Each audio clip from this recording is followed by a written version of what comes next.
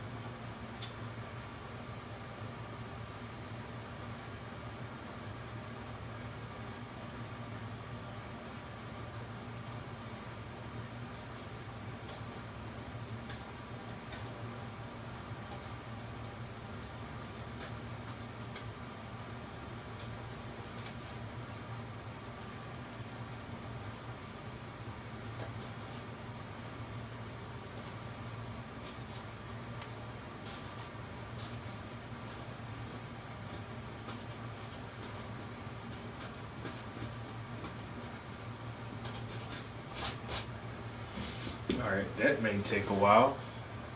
Fuck. So, in order to do the background like that, I had to tape off. So all this orangish brown area was taped up. And when I pulled the tape up, now there's like a ring. You can see like this little ring around where the tape was at.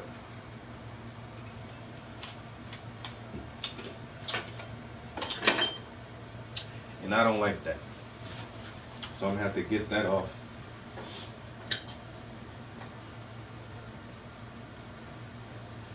Honestly, this right here, this may be sharp enough.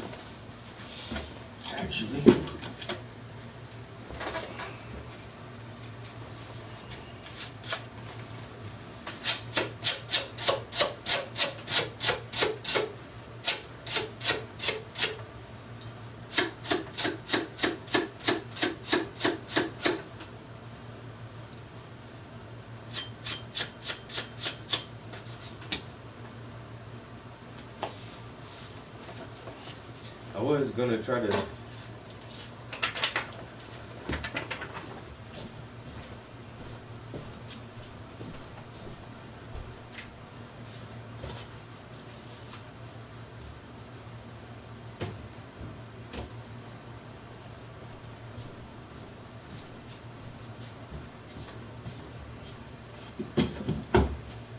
I was gonna try to use this razor blade, but it's kind of grimy. I might can just use this. So we'll see if this will work. Alright, hit that there. This is what I'm looking for.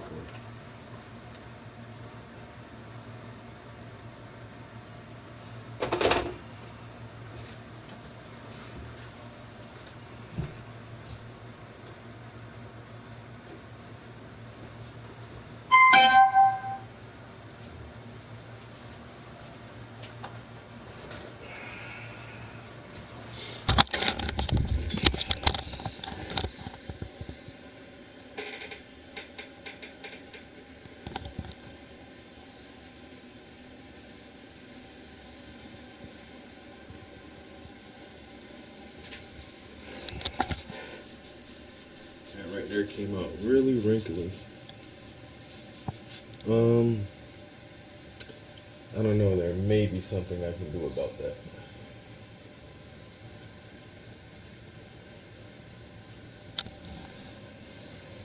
But I actually don't mind it, really.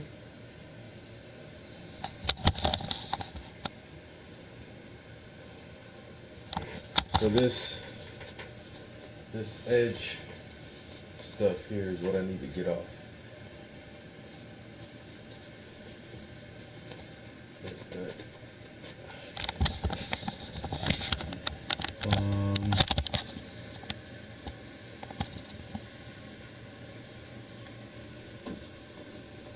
that. I mean, honestly, I feel like I could sand that down and just paint over it again.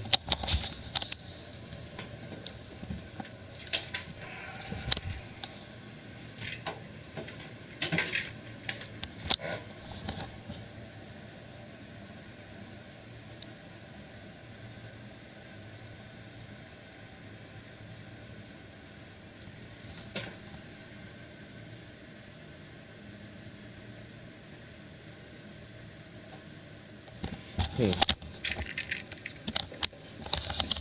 Oh, I don't know. I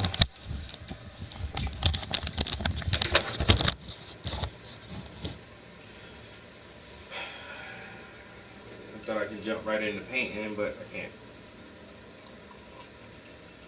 Like I said, I really want to get those edges off here.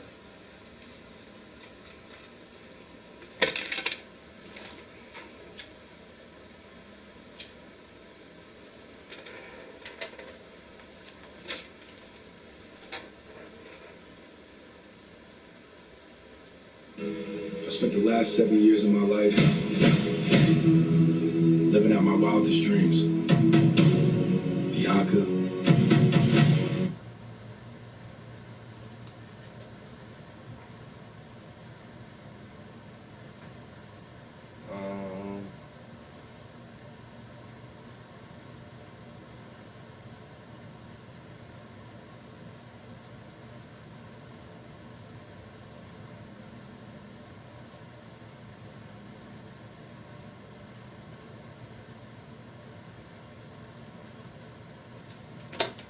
How extreme is Jim Bognett?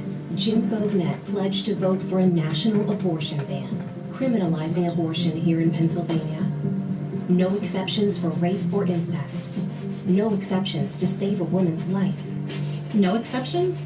Nurses like could go to jail. That's too extreme. Jim Bognett has no business making that decision for me. Jim Bognett? No way. Stop Jim Bognett from banning abortion in Pennsylvania. Vote. The Farmer's Dog. They make and deliver fresh and healthy human-grade dog food right to your door. But here's the thing, this isn't your typical dog food kibble, and in a moment you'll see why. If you're new here, this is my Cane Corso Sansa. She's really a part of our family for show. I love me some Sansa girl. She's about 116 pounds right now, but we've actually noticed some areas where she could potentially gain a bit more. But here's the thing, Sansa didn't seem too interested in eating her food most of the time, and you can't make a dog eat, you can only make the food more appealing. We've been transitioning her to the Farmer's Dog fresh pet food, and it's been really easy to incorporate the fresh meals into our existing routine. I just store the Hey, would it be? It's your boy Dre OG. Welcome back to the OG family. Make sure y'all smash that like button, subscribe to my channel if you're watching with the vibes and the content. But look, we got these insanely strange videos tonight. Look, man, there's a lot of things that's happening in the sky. So changes that are going on with the world. And our job is to pay attention, take note. You know what I'm saying? Look, let me know in the comments down below if you experience any of these things in this video that we're going to watch. You know what I'm saying? If y'all want to see the original videos, they're always in the description down below. Let's get into it. Colombia. The video amassed millions of views and thousands of comments, and people were confused. Is this really an unknown giant humanoid creature walking on top of a mountain, or is it maybe something else? Some internet users suggested that this is actually some sort of a fixed building or an antenna on top of the mountain, while others actually believe that this could be some sort of unknown creature. Well, Andrew did his best to find out. On our way. We're gonna go find somewhere closer, and I'm gonna set my camera on something so you guys aren't complaining. It appears that the next day there was nothing there on top of that mountain no more. So, in other words, it's possibly not some sort of antenna or a fixed building. Things started to get weirder and weirder. In his next video uploaded to TikTok, it appears that 2 helicopters flew over that mountain, and Andrew captured it all on camera. This is what How they trying to cover something up? So they're extracting something out of here. There's 2 helicopters. What the f? Now, internet users were getting more and more curious about this whole thing, and they were leaving comments like, why don't you climb the mountain, why don't you go there? And eventually Andrew did. Trying to encourage this man doing That the same wrong week, thing, huh? Andrew got his camera, he got inside his car with his dog and decided to venture himself into Canoe Mountain Top in hopes of finding out exactly what it is that was going on. However, when he got to the mountain top, he was surprised by something else. Yeah, this is him. They're gonna stop him right there. Yep, they're gonna stop him. Roll close, turn around. Really? Yeah, like just turn around. Oh, okay. Have a good night, man. So that was up. Y'all already know. There it is. I'm driving past him again. Just turned around. I don't understand why it's closed off. It's a public park or public road or whatever. Despite being a public road or a public park, Andrew was unable to go through and reach the point where he saw this giant humanoid being. A police officer stopped him and told him to turn around and go back, and this is what he did. The thing is, the next day, it seems he was being followed by a car, and since then, he hasn't uploaded any more videos, which makes this all very strange.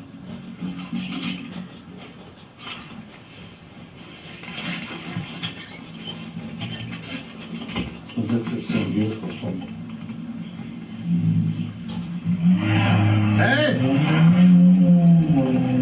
But it doesn't stop there. Even stranger is the fact that last week, another video surfaced the internet of what appears to be the same thing walking on top of a mountain, but this time in Mexico. Check this out. Oh wow.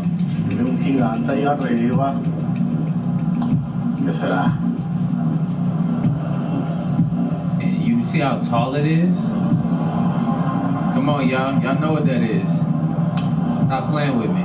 This first part of the video was uploaded to TikTok, and in it, we can see what appears to be some sort of giant being on top of a mountain. However, it's very hard to affirm if this is a giant, a Sasquatch, a balloon, or maybe a statue. It appears to be moving, but we're not sure. Now, Alright, so I'm gonna say this. Like, y'all see how tall that thing is? See how tall it is? Inches of the mountain. By simple math, bro. Sectors.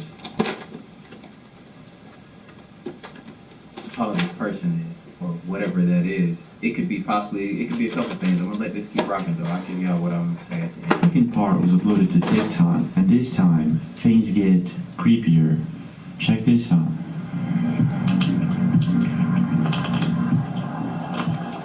That's like 20 foot tall. What is 20 foot tall? Mira, te va caminando.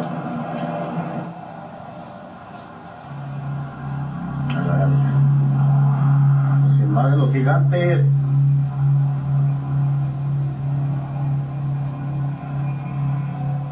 Whatever this thing is, it's moving like a human would. So I'm guessing that this is not a balloon, or a statue, or anything like that. Baffled, the cameraman continues on recording this thing, whatever it is, and it seems to move a little bit here and there. The thing is, the cameraman has to be at least 1 kilometer of distance away from this mountain, meaning that this thing is huge. If you have any idea or a suggestion how tall this creature is, please do leave a comment. I'm guessing at least 3 to 5 meters tall, but I could be wrong. Now, this isn't the first time that giant humanoid creatures are depicted or captured on camera. In 2014, Gladys Cordova was doing a docu-series in the Andes Mountain in Lima, Peru, and she captured something chilling. Take a look.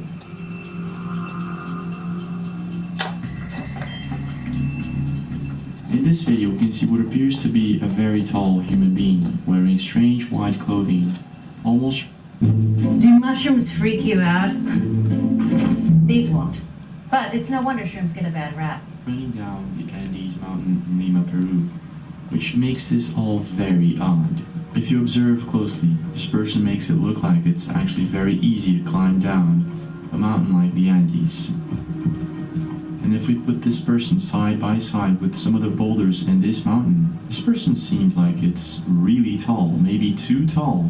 to be a normal human being. So whatever is going on here, Gladys seems to have captured something strange going on in the Andes. But this isn't Gladys' first video of strange things going on in this specific part of the mountain. Gladys has been capturing tons of strange things going on, and she has been uploading to YouTube since 2010. Now, as if all of this wasn't strange enough, what makes it even stranger is that Lima, Peru, Mexico, and Valemount, British Columbia, well, they're basically in a straight line in the Pacific side of the continent. So whatever is going on here, it might actually have some sort of connection. You're probably already aware that in Peru and Mexico we have ancient pyramids and ancient sites, underground tunnels that were built thousands of years ago, and we haven't fully discovered all of them. Right. So whatever's going on here, there might be some sort of hidden connection. I'm not too sure. Anyway. What's your take? Do you think these are giant humanoid beings that maybe live hidden in the mountains for some reason? Or is this something else? Person standing here. No, it's not! Dude, if you see what I see right now,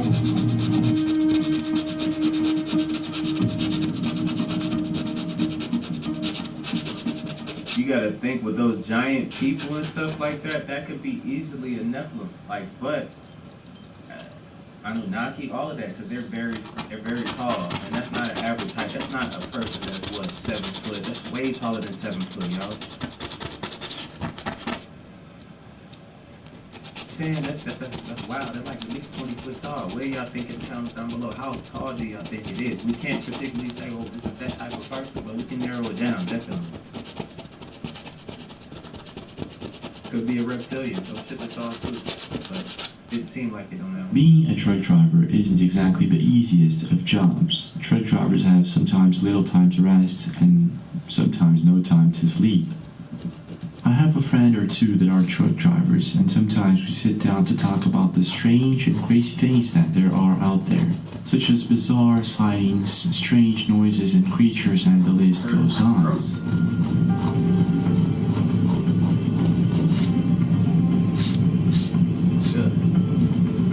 Wow.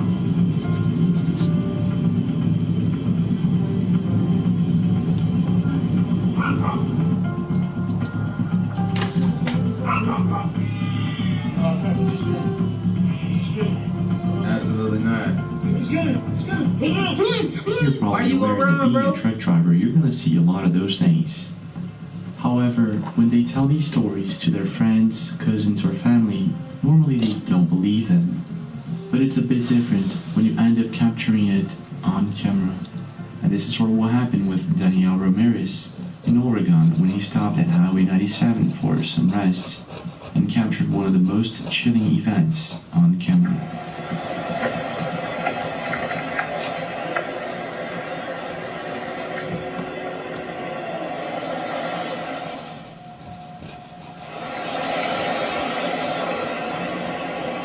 What the heck is that?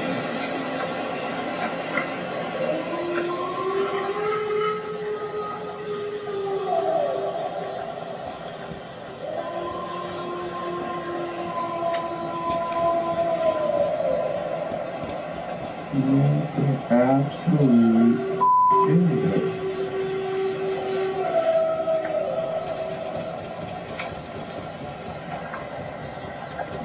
I mean, I tell you one thing though, I won't be sleeping there that night. Look, I'm just gonna hit the road. Fuck it, I don't need no sleep. I'm cool.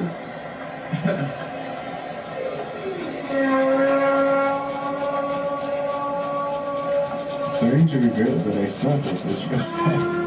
At first, the strange howling noise sounds like a pack of wolves or something like that. But as it intensifies, it actually sounds more like coming from a horror movie. At least to me, this does not sound like a whale I've heard before. Now, internet users were curious and they were commenting that it actually sounds like Bigfoot or Sasquatch. That shit sound like a People goddamn started to whale. ask Danny where it was that he had stopped, and some had come to the conclusion that he was in a rest area near Lapine, Oregon. And to my surprise, many of his subscribers stated that they heard similar things in this area One specific user even stated, "I think I can see some movement in the left corner." Now, I myself didn't catch anything strange in Danny's video besides the sound that he heard, but if you by any chance do, please point it out under the comment section below. I'm not too sure exactly what's going on here. I'm no expert on animals and critters. However, like I said, I've never heard anything like this. If you have any idea what could be making those sounds, please do leave a comment. Sound like a werewolf. In today's world, telephones aren't just telephones anymore. They're computers. Very fast computers with cameras on them. Almost everyone has a phone. So in other words, almost everyone can become a cameraman and capture from the funniest to the most bizarre moment ever. A couple of weeks ago in Southern California, Jeffrey Page was with a couple of friends at home, enjoying the evening in their apartment balcony, when all of a sudden they noticed something strange going on. Yeah, hey, real talk, I saw that last night. Definitely saw that last night. That's great. I don't know.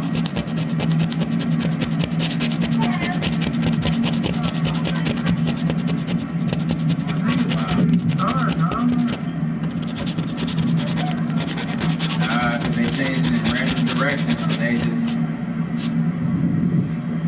were doing this last night. Yo, what's good, guys? I'm gonna back the camera up in 1 second.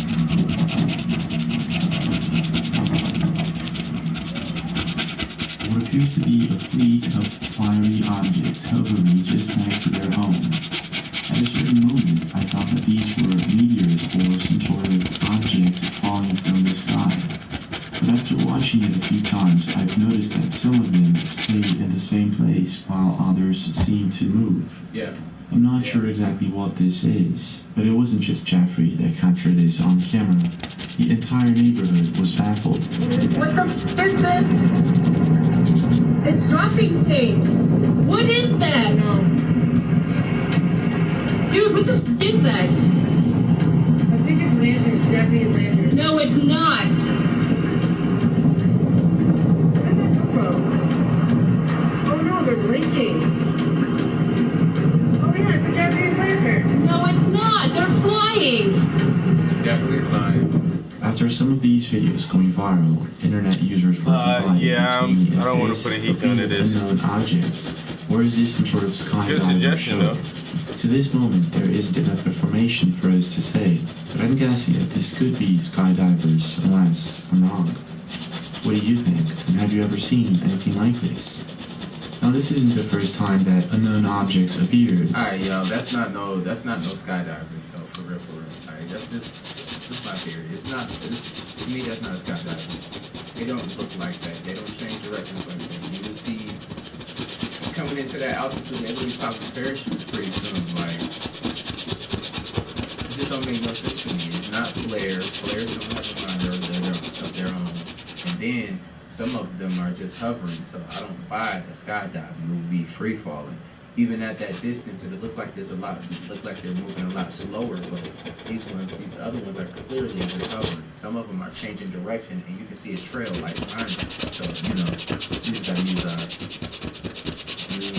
everything we got here, man, to understand what's going on. It makes people feel uncomfortable, but that's not gonna help you with you lying to yourself. Near the coast, in Scotland, a professional drone pilot accidentally caught something really strange on camera while doing some photo shoot on a very beautiful day. Check this out.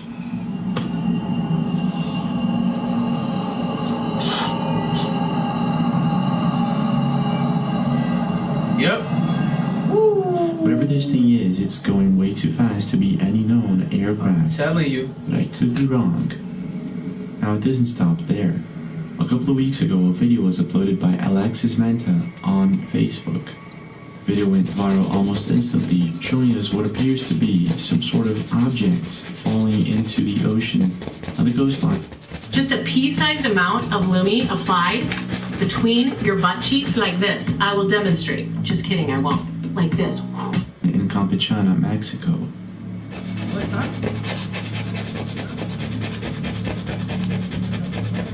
No digas mamadas, el único puto logrador, coño. Ahí va. No te ve, aquí ya te veo.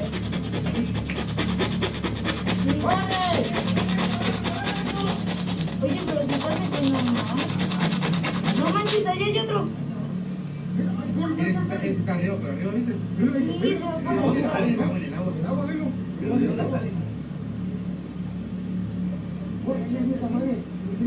Está echando humo. Ahí no, todavía. Several strange. No, so in order for me to do the background like this, it's I use spray paint and stencils, but I didn't want it over the drawing, so I had to tape up. I taped up the whole drawing, and so when I did the background, it just left like a little lip of paint, and that's really what I'm trying to get off. And it's not that bad.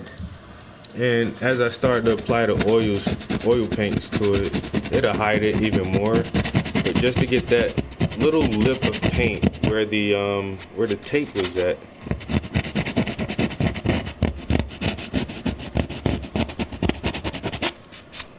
it's like really, see, and now it's gone. But it does make like that. You can see like a little shadow from it.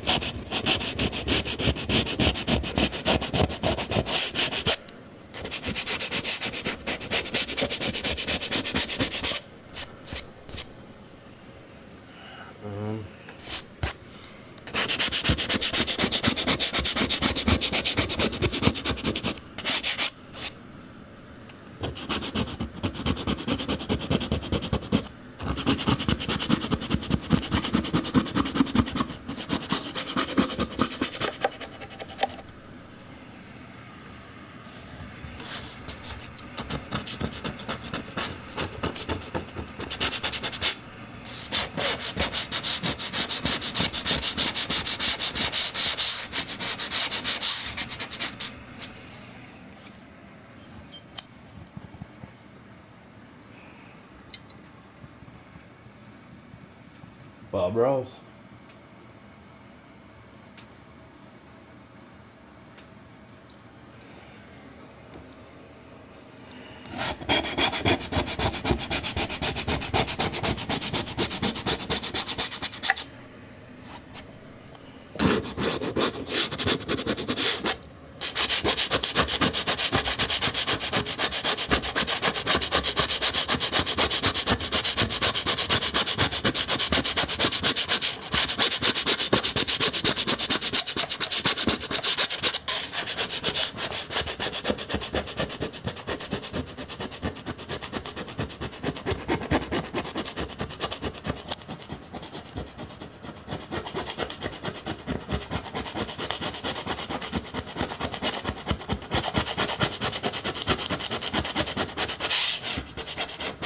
All right, that's about, I think.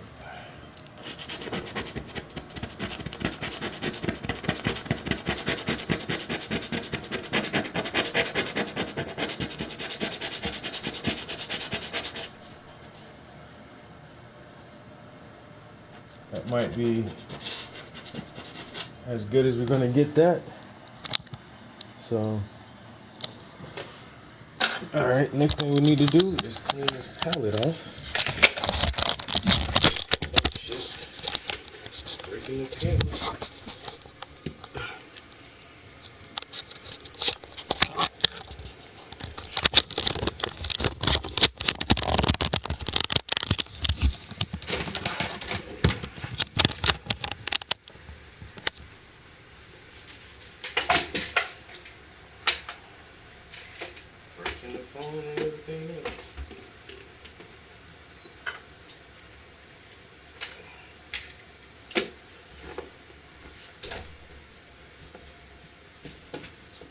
Which one?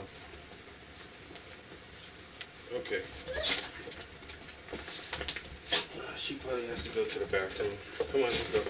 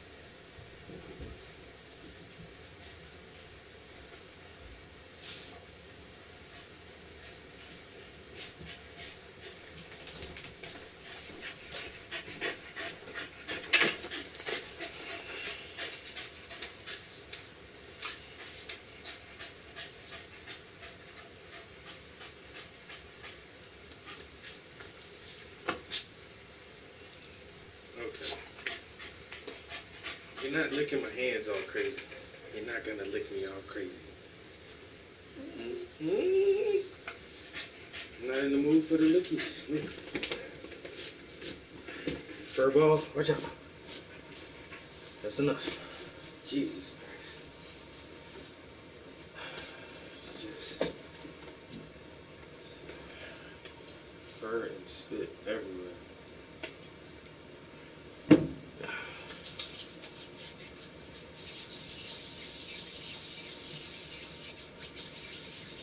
You can chill here if you want. You can sit down here. Going back downstairs or what? I don't know what the fuck you want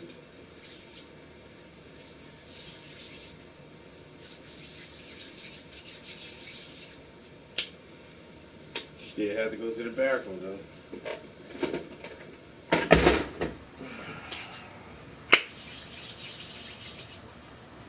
I remember when she first moved in the house, motherfucker shit in my house twice. Little bitch, I got a big ass yard. You better let me know when you gotta go outside.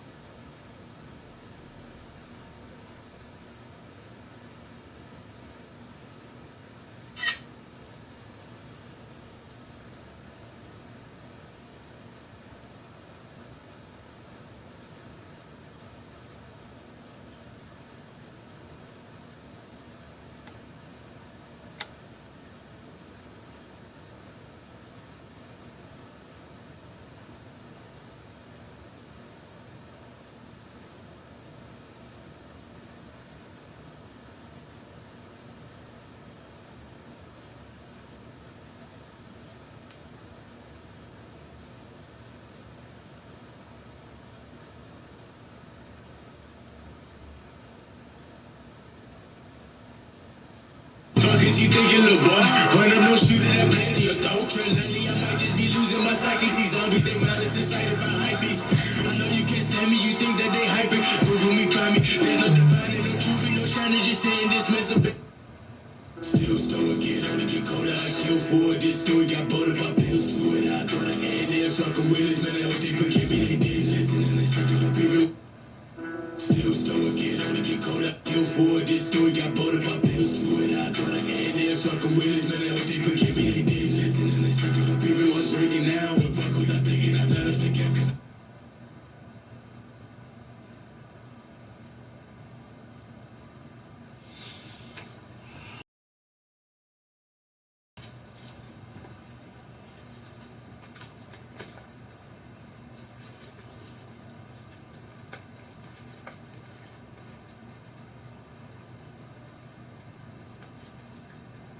still stoic, get on to get colder, I kill for it. This story got bold about pills to it. I thought I can and fucking with this, man, I hope they forgive me, they didn't listen and they stripped my people. Was breaking down, the fuck was I thinking? I let up the gas, cause I had a few demons. This shit is the best and I found out the meaning.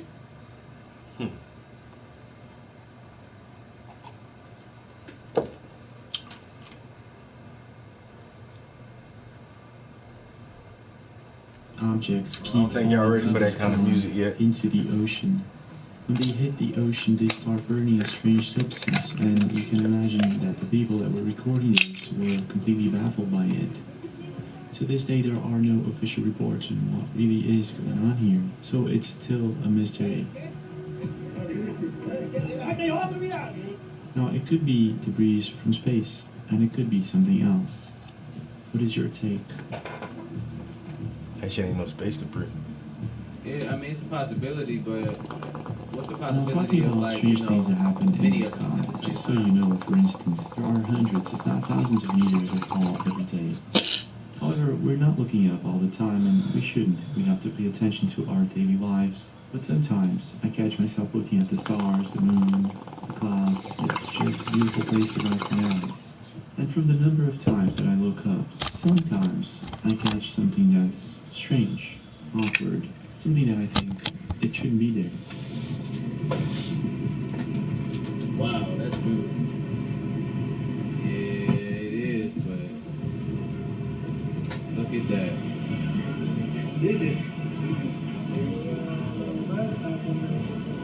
لا دي حاجة غريبة يا عم، دي حاجة سبحان الله. لا ايه ده؟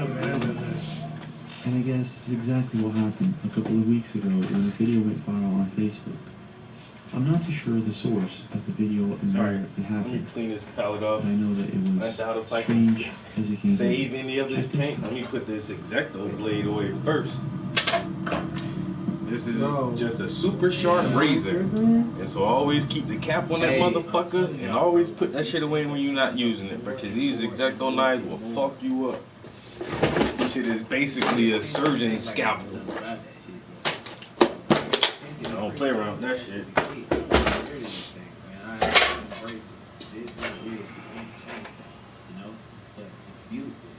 Seen a group of them last night. This is blowing my mind. Like, this is my first time when I do reaction. I don't watch these videos, y'all. I get on here and I just watch it with y'all. We share it together. We're on our journeys together, looking at this information and just having conversations. That's what this channel is. It's not to tell you exactly what something is. We all gonna do our own research. But what I can tell you is, these things listen at night all together. It looks like that. I haven't seen them in the daylight do this, but this is crazy.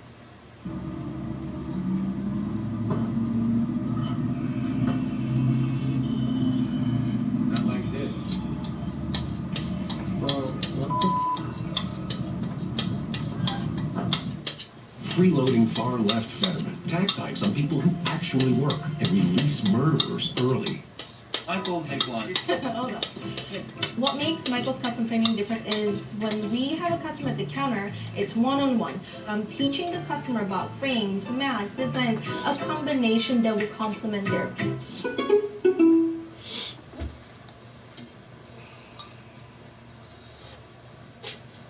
In the video, a person seems completely baffled by the fact that there are objects hovering there in the sky, standing still, without any kind of support, such as wires, trees, or anything like that. It's kind of weird to look at it, but I'm pretty sure that one of these objects looks like a bird, standing still, mid-air. Now the other objects, I'm not too sure.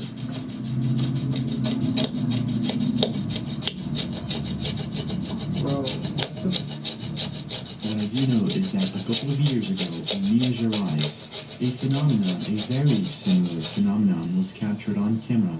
However, it was very clear that there was a type of spider that mounts its webs spread wide in between the trees, making it look like it's raining spiders. Now, this only happens in hot and humid weather, and in some way, it's sort of a rare phenomenon. I'm not too sure, however, if this is common in the Yeah, that better be rare. Flying ass spiders. Look, man, we got time for that. United States, and like I said, I'm not sure if this is the case here in this video. A glitch in the Matrix, or maybe something else. What's your take? When I was younger, I remember we did not have that many options when it came to watching exploration TV shows. There was Indiana Jones, the movies were great, and there were one or two explorers that really had good TV shows. I really enjoyed the feeling of sitting down eating popcorn without having to get out of my house and being a part of this crazy, wild, and mysterious adventure. Nowadays, however, we have YouTube and various different exploration YouTube channels. It's wild. There's one specific YouTube channel by the name of Exploring with Pilots, and they focus on adventures. They've explored various different places in the UK, and in one particular video they set out to explore an abandoned house in the middle of nowhere, and I guess they did not expect what was about to happen next. This is what they caught on camera.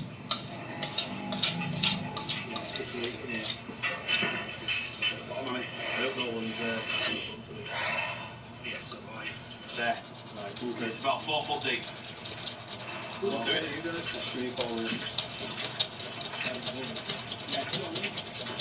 Right, use your army training. Oh, this is better, this is hard. This is hard. Like, careful, these rocks are... Yeah. You see it?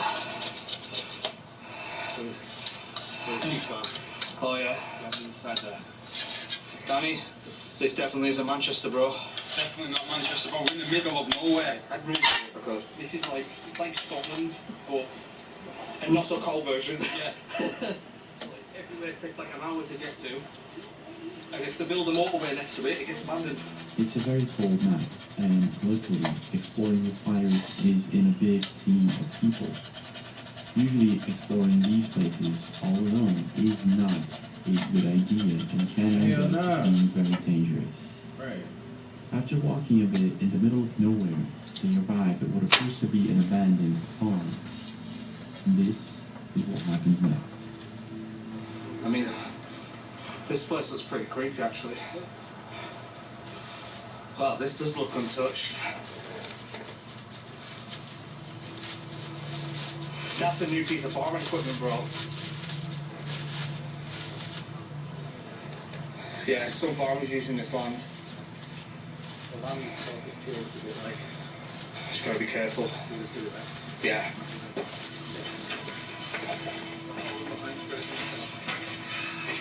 Okay. Back in the farmhouse that we did maybe last year now, or the start of the year, came to see what's changed and quite lost it actually. There was a chair there, which you can see in previous videos. Some paranormal activity. Right, well, as much as I know, it's been abandoned for about 30 years or so. And the last known people here were in the early sort of 90s type of period. There is God worship and that kind of Christian sort of stuff. There's memorabilia encrypted and all that kind of stuff written into the walls, all kinds of stuff here. There is supposedly some activity. Don't know what the activity is, but that is partially why it was abandoned. So we just need to investigate and see what we find. One of the team members did some research on the house, and it seems that in the early 1990s it was not abandoned. The people that used to live there used to worship different gods, and somehow the house seems to have been abandoned because of some sort of paranormal activity. An Exploring with Fighters YouTube channel is now focused on finding what kind of paranormal activity it is that had the previous owners abandon this place. The thing is, what's about to happen next is, in my opinion, way creepier than any paranormal activity caught on camera. This is what happened. Oh, it's just so creepy in here. Look at that, you've even got more horns as well. Look at that, there's more horns, there must be more skulls about. Oh, what's that green liquid? That's weird. I wonder why the hell he's got skulls in here. Super creepy. So this is how falls take place in abandoned buildings. Andrew is just, the way he is. Baffled by what they were seeing inside the house, they started taking pictures of it. This is when someone actually came inside and found him there. Someone that shouldn't be there, but told them that they lived there. And this is what happened. I was just taking photos. Taking photos. Middle at night. Well, we're going. Yeah, middle at night in my house. Oh, I'm sorry, sir. Sorry, sir. Yeah, we'll leave right now. Yeah, sorry about that. Off now. Okay. Right now. You're allowed to go that way. Got right now. Where's my... The man who presented himself as the owner of the property is not happy about the fact that they were taking pictures inside his house. And if I were the owner, I wouldn't be happy too. Yeah. But the thing is, it's all too strange. The farm appears to be completely abandoned, but out of nowhere, someone shows up. What's really going on here? Needless to say, however, the best thing to do right now is to get the heck out of there as fast as possible before things get out of hand. However, this is not what Exploring with Fighters YouTube channel does, and they kept the camera rolling, I guess, for safety purposes. And this is what happens next. That's our hobby. Really silly question. Why are you like naked in my house taking photographs? That's just our hobby. We like taking pictures of forgotten Of places. houses in the middle of nowhere. Well, forgotten places. In the middle of the night. Anything. Why in the middle of the night? It's just so we don't bother anyone. Well, you respect. Well, you've been here before. I've been up here before. In there? Yeah. And All right. You can do it again. Challenge yourself for her. Challenge accepted. It's a civil trespass, yeah? I know it's on your... Right off. You didn't trespass my arse. Well, we're not here to cause problems. That's not our... the music? Shut the fucking door then, it's civil trespass. It's civil trespass, that's all it is. We're not damaging nothing. We were...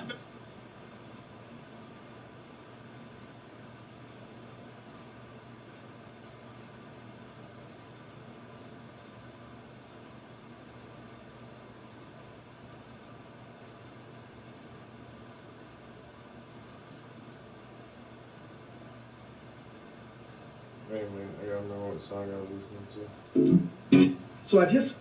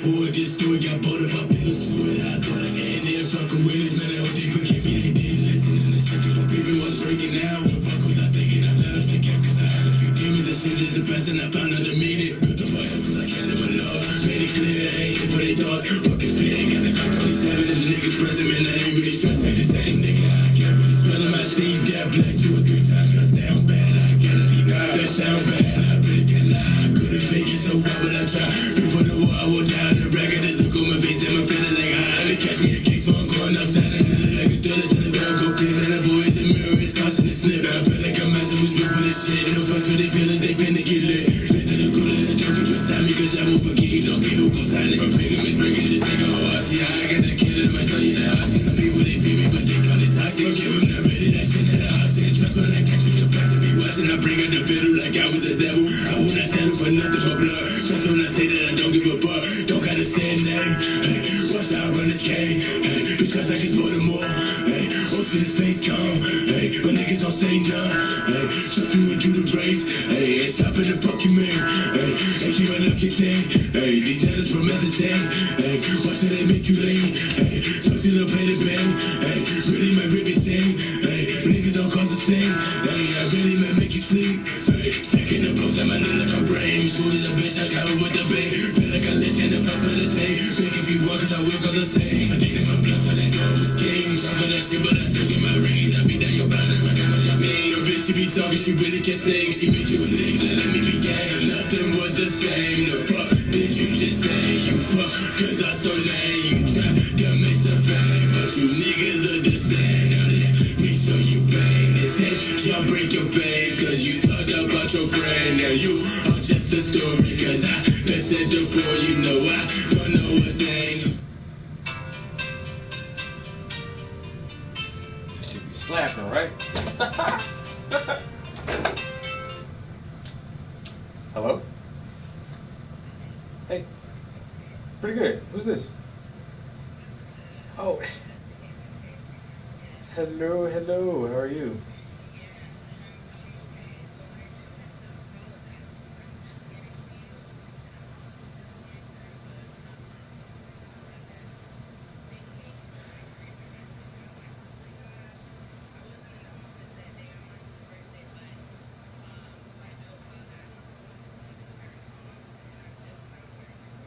Oh, it's no problem.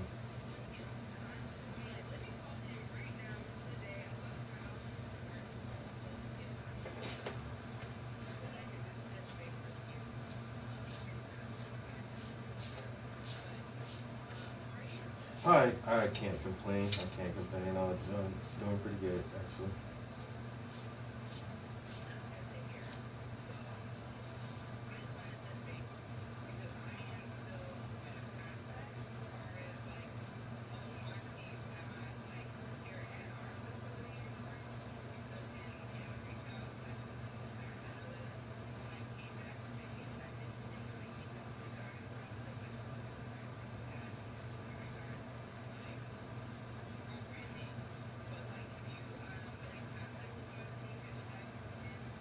Oh yes, he calls me a couple of times a week now, and last weekend he got his own cell phone, and so he called me from that number, and I have that saved and everything. So yeah, we've been talking quite a bit lately.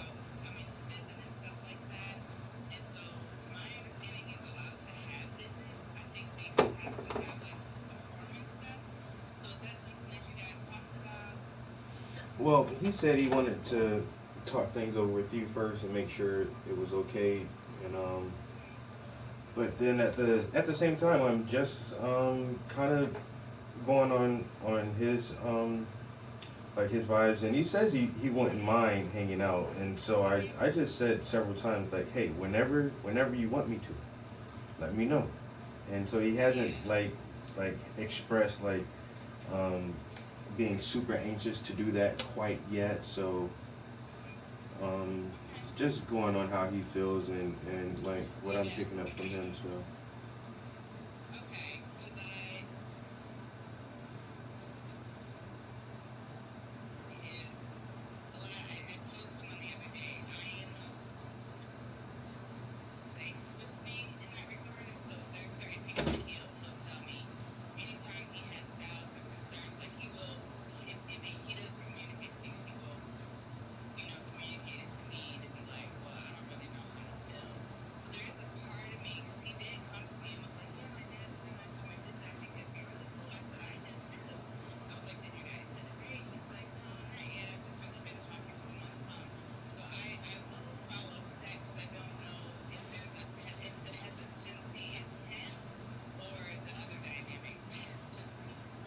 Yeah.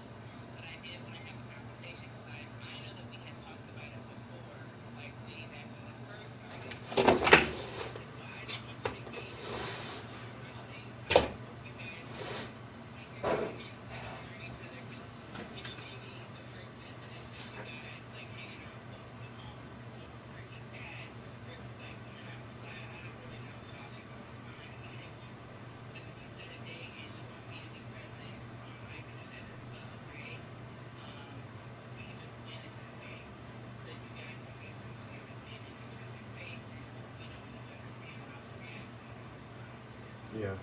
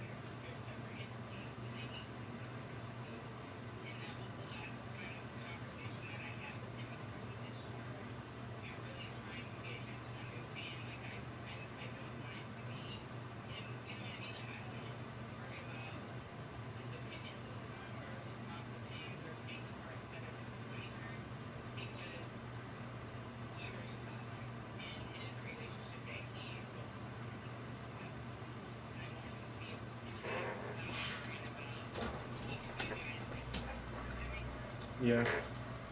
and like I say, you just know him better and have a better rapport. So like, I just haven't been trying to push the issue, and that's it. I'm just being slow and taking into consideration the fact that our relationship is brand new all over again. So, like you said, if maybe not this Saturday, but the following Saturday, I may.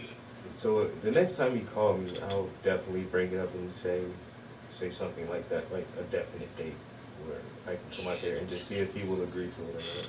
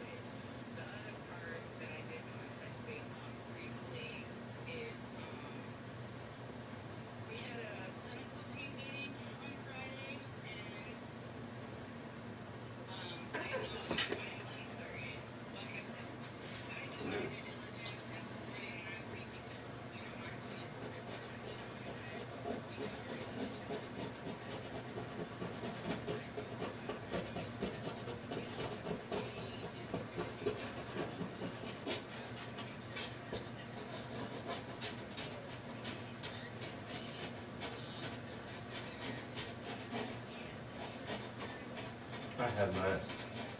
I haven't heard from anybody from the news.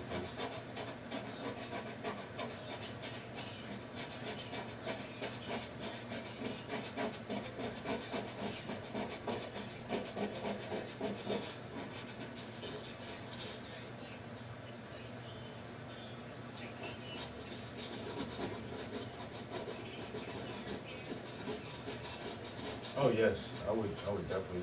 If once again, if that um, doesn't go, if he doesn't disapprove of it, or unless that's just a decision that we could make on our own without his input, which I don't know if I would really want to do it that way anyhow. But if they're open to letting me in on more information and how he's developing, then I would definitely want to be a part of that.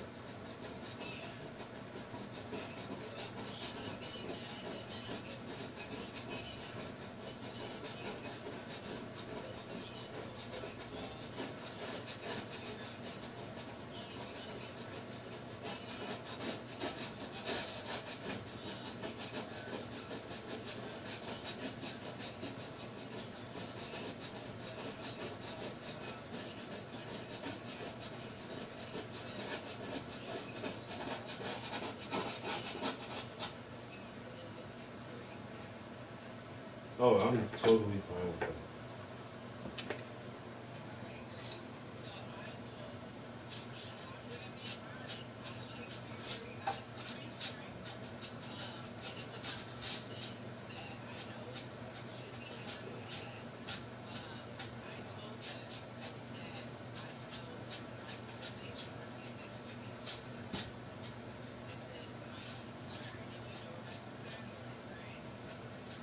Is with what the mom has to say.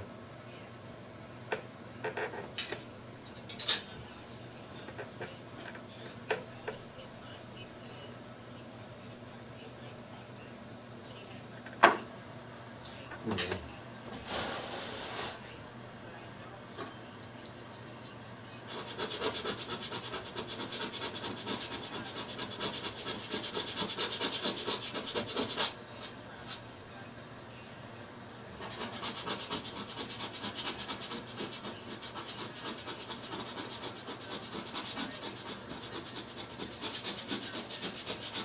Yep. Yeah, I absolutely understand.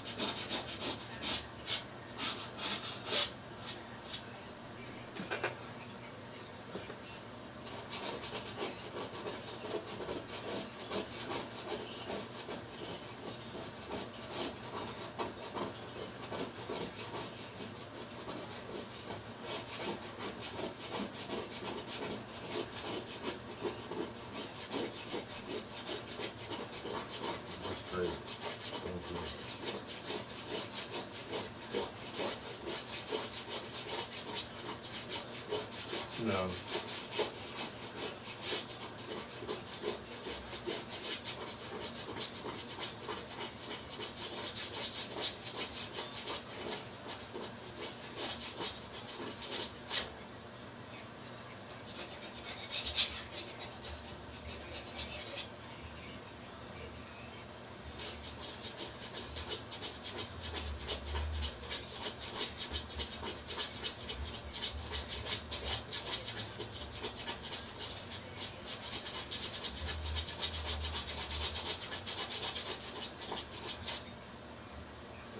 Yeah, everything is good.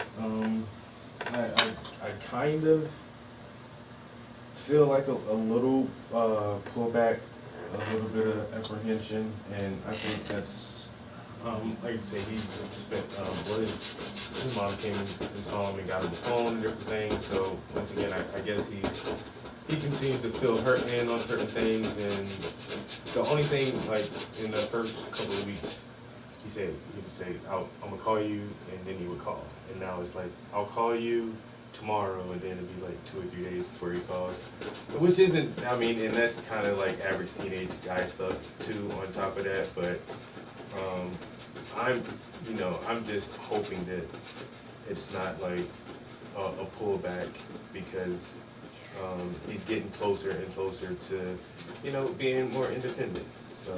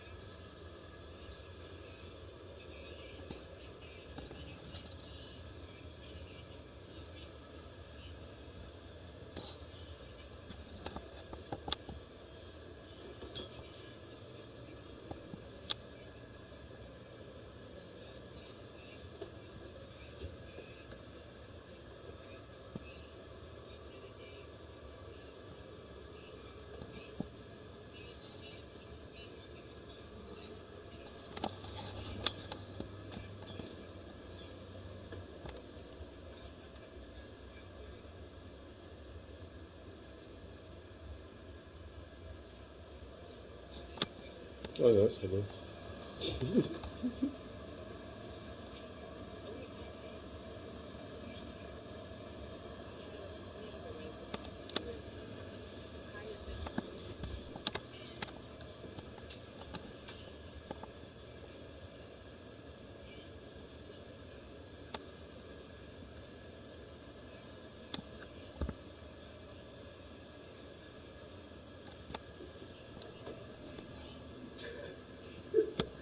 Pretty clever.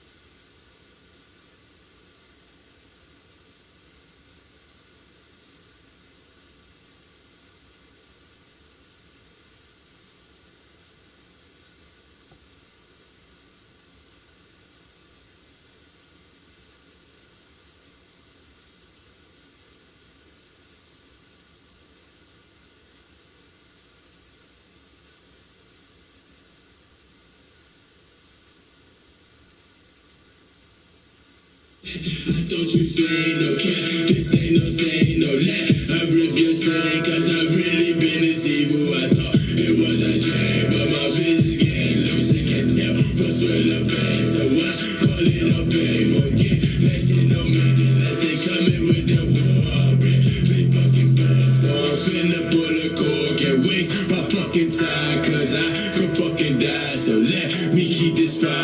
Let me keep this fire. Nothing was the same, no fuck. Did you just say you fuck? Cause I'm so lame. You try to make some fame, but you niggas look the same. Now let me show you pain and say you break your face. Cause you talked about your friend. Now you are just a story. Cause I just said before you know I don't know a thing I'm saying. I thought you saying.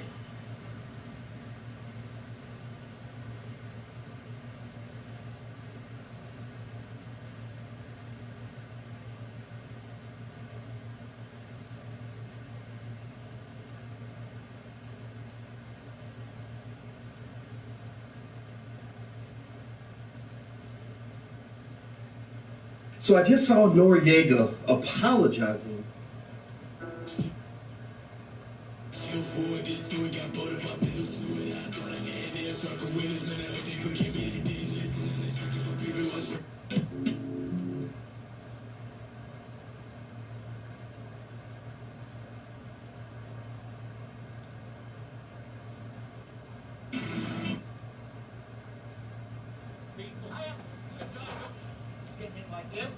Fucking got it! Don't call me. Right, stop. That's not. Don't call me. That's not what we're here, right? What's about? I am respectful. I am respectful to every building I go in. Sorry, we was here to. We're not here to damage anything. We respect all buildings like this. We take photographs. Yeah. There's no need to call me because I'm not a vandal. Right, calm down. To your car and never come back. Yeah, right off then. I apologize for causing you. Yo, my man Ox. Oh, I still ain't show you who you was.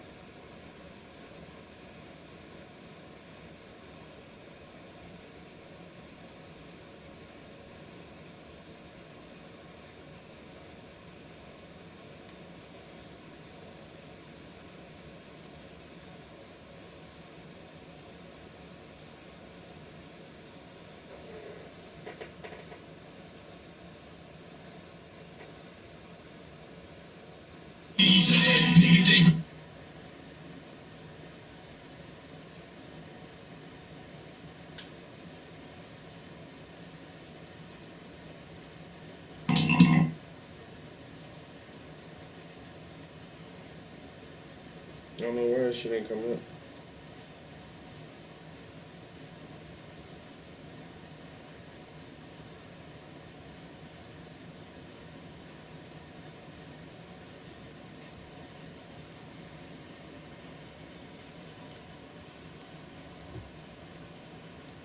Yo, Baltimore nigga.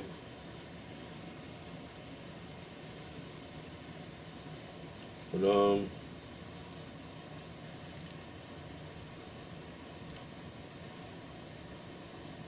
yeah, that's his music.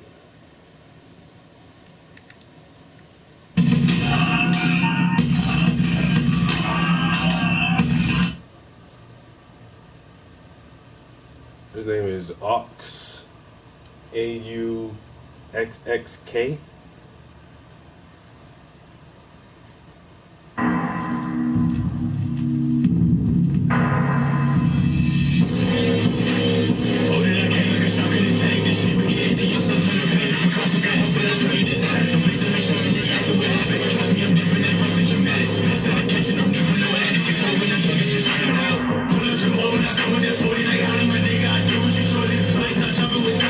You thought he was destined, matches your voice, and now they gon' kill me.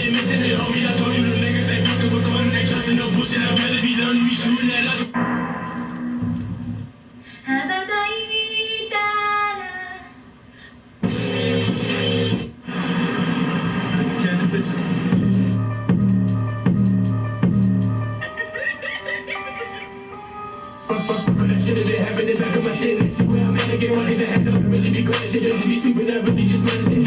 Ain't no minute, they messing my time. They showing up, stepping me out like really up in the day. And I got the time, and I'm stupid, they so good. Focus, get paid my circles, cause that.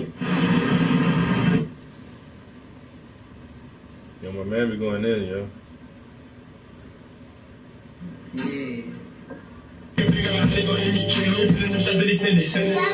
Talking about how they gon' save me. Know someone know that they hate me. Trust when I catch you, no baby. Go back on to you, the gravy. All this for low, black private. 60 pure black for the low. Never gonna live up on time in my niggas be round with pros. Up on the left, try nourish this booty in your chest. First I go breathe in your chest. After I turn at the stress. Now it's the Sunday, you keeping your best. Sound getting crazy, they feeling the stress. How we keep changing, I thought he was dead. But bitch, I'm the devil, I really been dead.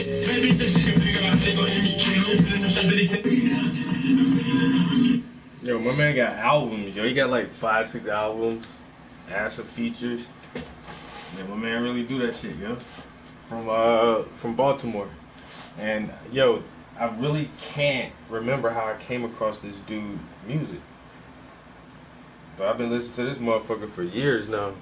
And then yo, I remember when I had the old Hoop Ride, I just had a CD playing that shit. My man was, I was like, I hit him up on some shit. I was like, bro, all your music digital. I was like, man, you gotta burn me a motherfucking copy on the CD. And he was like, what? I'm like, yo, man, I got an old car with an old radio, digga. I need a burnt copy of a CD. He was like, don't worry, fam, I got you. And that motherfucker really sent me a CD, yo. And with the CD, he sent me this $1 with an autograph on that shit.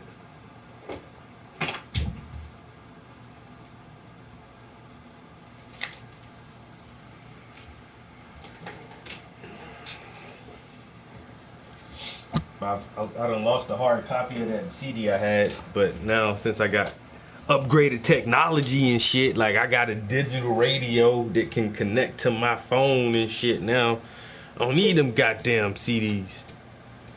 I can stream that shit.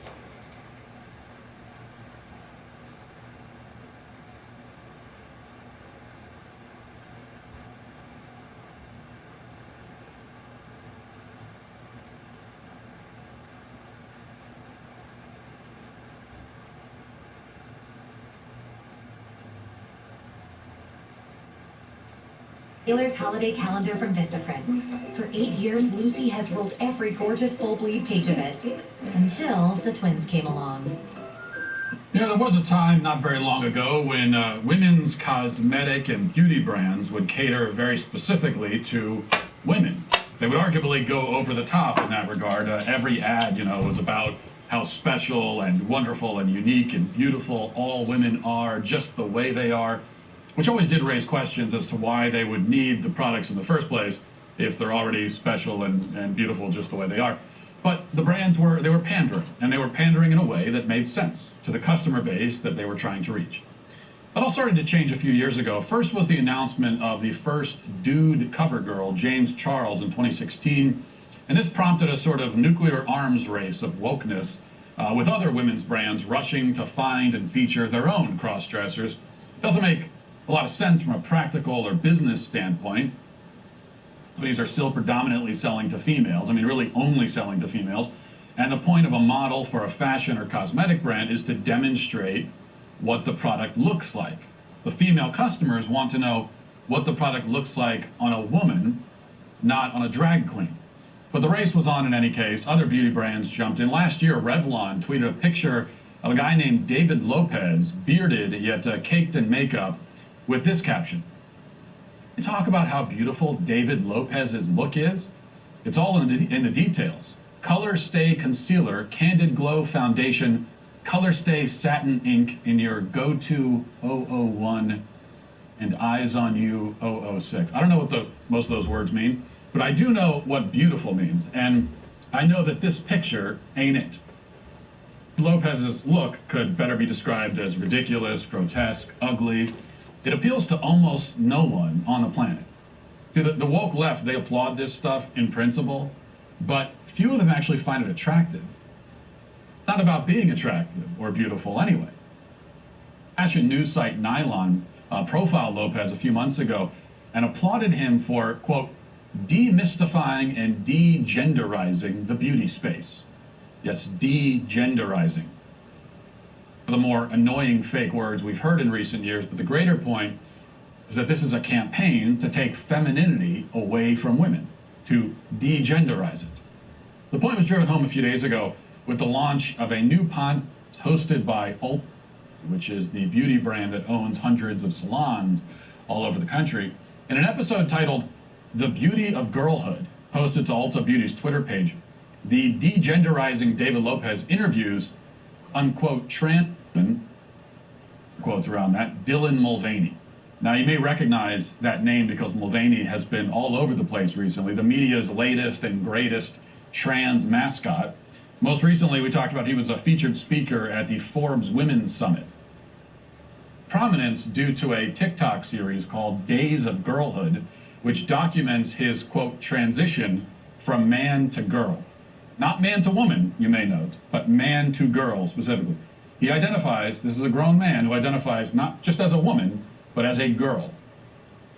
This transition, as the videos document on his TikTok page, mostly consists of him prancing around while doing an exaggerated, over-the-top impression of femininity. You may recall this particularly degrading example. Here it is again. Day 66, being a girl, and today I'm in nature. Trees, I love them. Water, lakes, I love them. Heels, they're my hiking heels. I love them.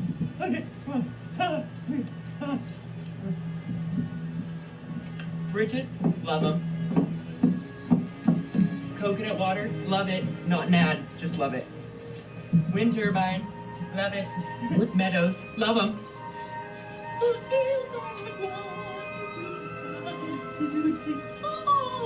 I'm scared of getting Lyme disease. Love ya. You know, I've been hiking in the woods with my wife many times. She does not wear high heels and spandex for the occasion. Wouldn't wear that combination for any occasion, least of all a stroll through nature. That's because my wife is an actual woman, like a real one. Dylan Mulvaney has transitioned not into a woman, but into a cartoon. And yet corporate brands and the media have made him into a spokesman for womanhood. Which leads to this podcast in which two males discuss the beauty of girlhood. This is where this is said. Listen. Now I know I can find love. I know I can still be a performer. I know that I can have a family. I want to be a mom one day. And I absolutely can. And that's why the narrative still has a long way to go, because when I was grieving Boy Dylan, I didn't know those things were even accessible to me. Wow. That's a little crazy.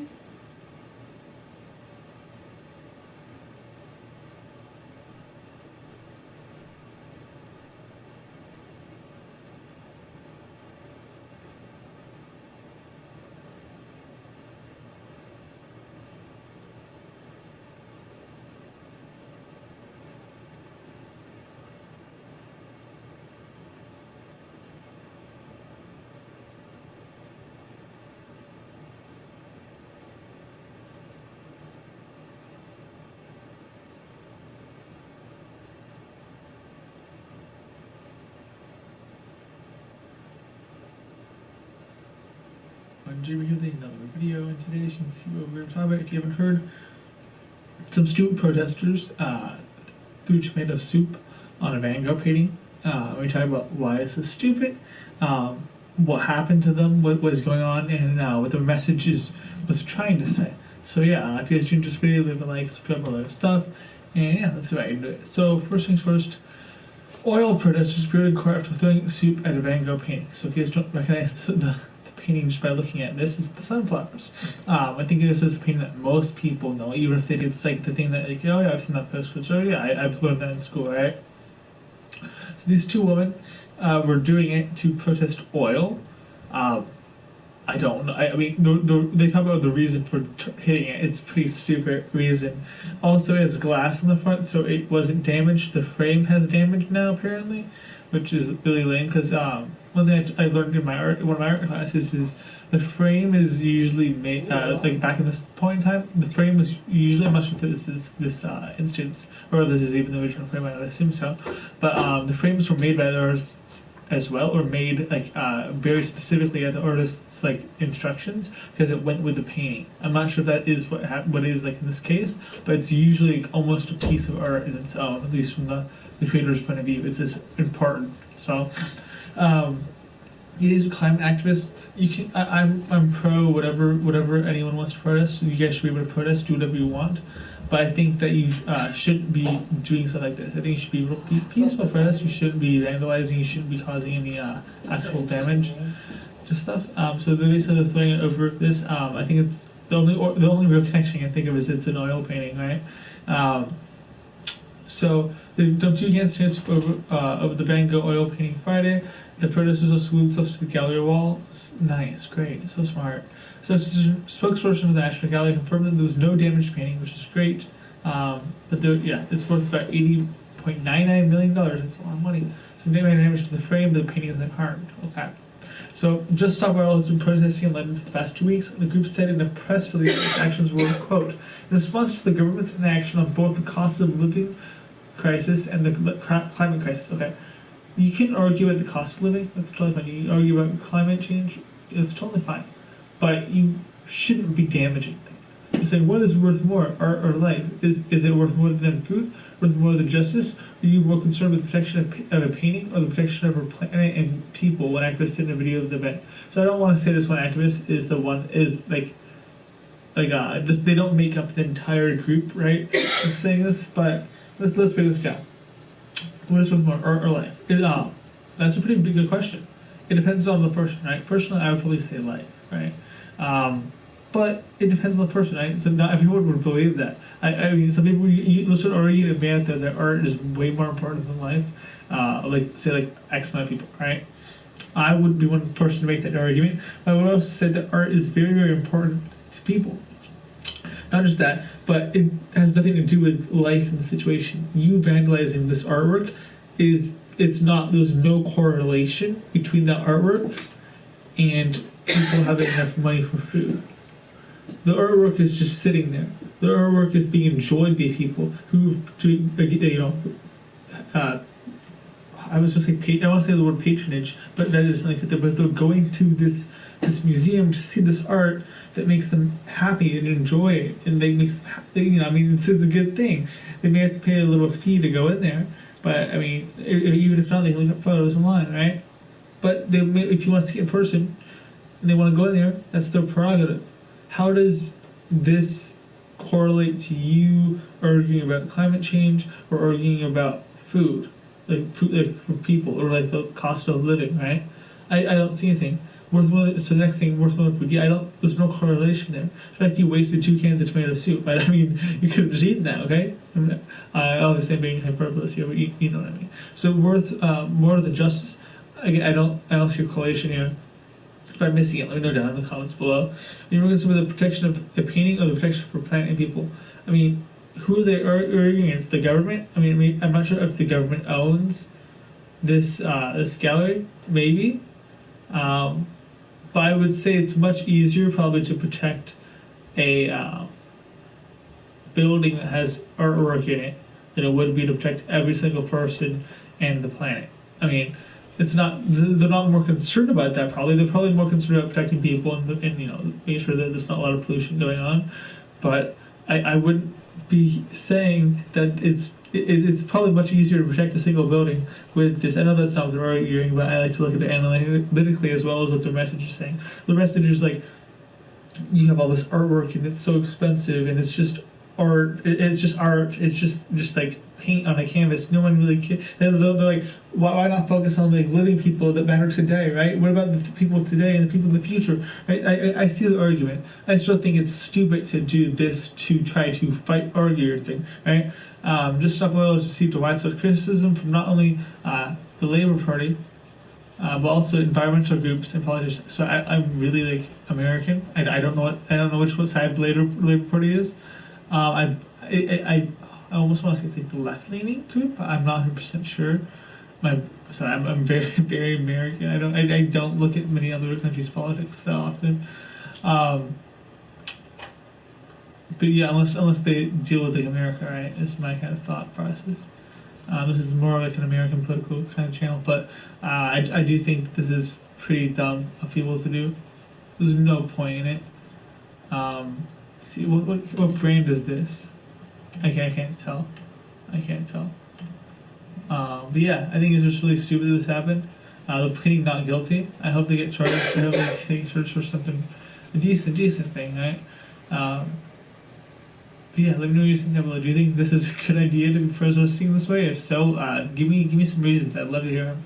And yeah, if you guys do enjoy, leave a like, subscribe, all that good stuff. And if I sound a little bit like slow in this video, a little bit like off and stuff, I can see it's 1:23 a.m. and I've been doing like a research paper for like ages. I'm almost done with it.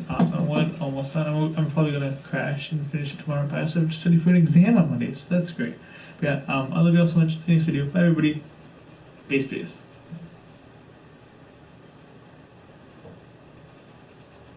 Jim Bognat pledged to vote for a national abortion ban on the Van Gogh painting to protest oil. What the fuck is? I don't know. And then who let them go in there with a can of fucking? Well, it's girls, so they could have hid it in their purse or some shit. But still. Like when I went to the fucking Museum of Modern Art, like I examined art like closely, and I got too close to one of them motherfuckers. Yo, the lady zoomed around the corner. Hey, back up! You're too close to the art. And bitch, I'm trying to look at the brushwork. Calm down. I'm not some fucking art destroyer.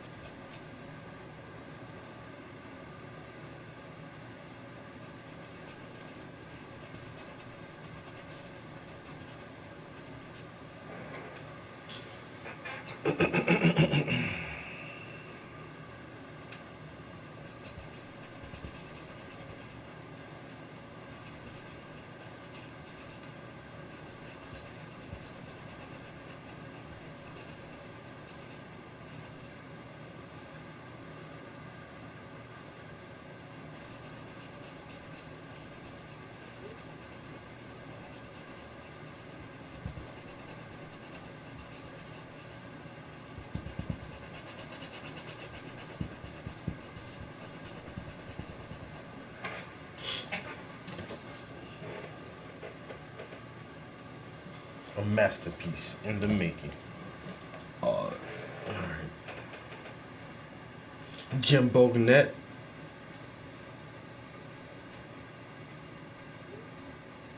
I'm so tired of hearing about Mastriano.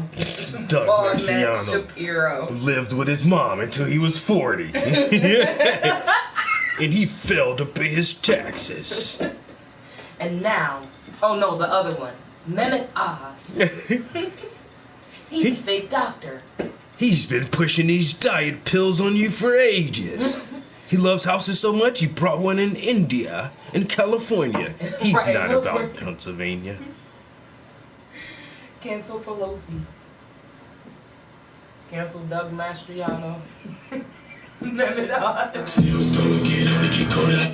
It's crazy how even though their first names, I hear the commercials so much and see the signs. I've seen the signs today. Yo, I just really said that shit to the screen too, like. When I first started, my boy asked me for CDs.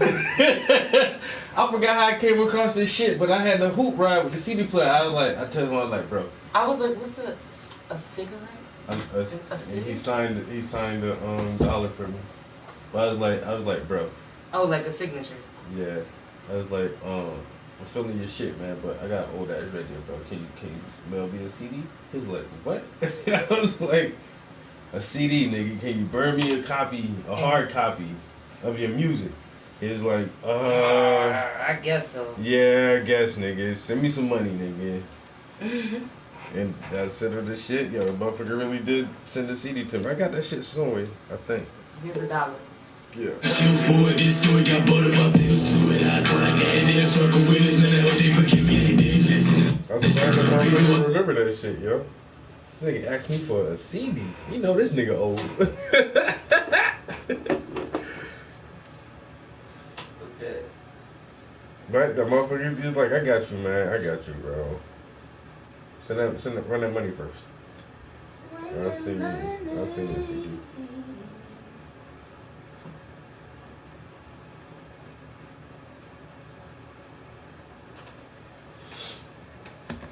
Welcome to the project. The project is a 75-hour experience. It's for men just like you who know that you're meant for more, who know that you might have areas in your life that you're not performing at your highest level.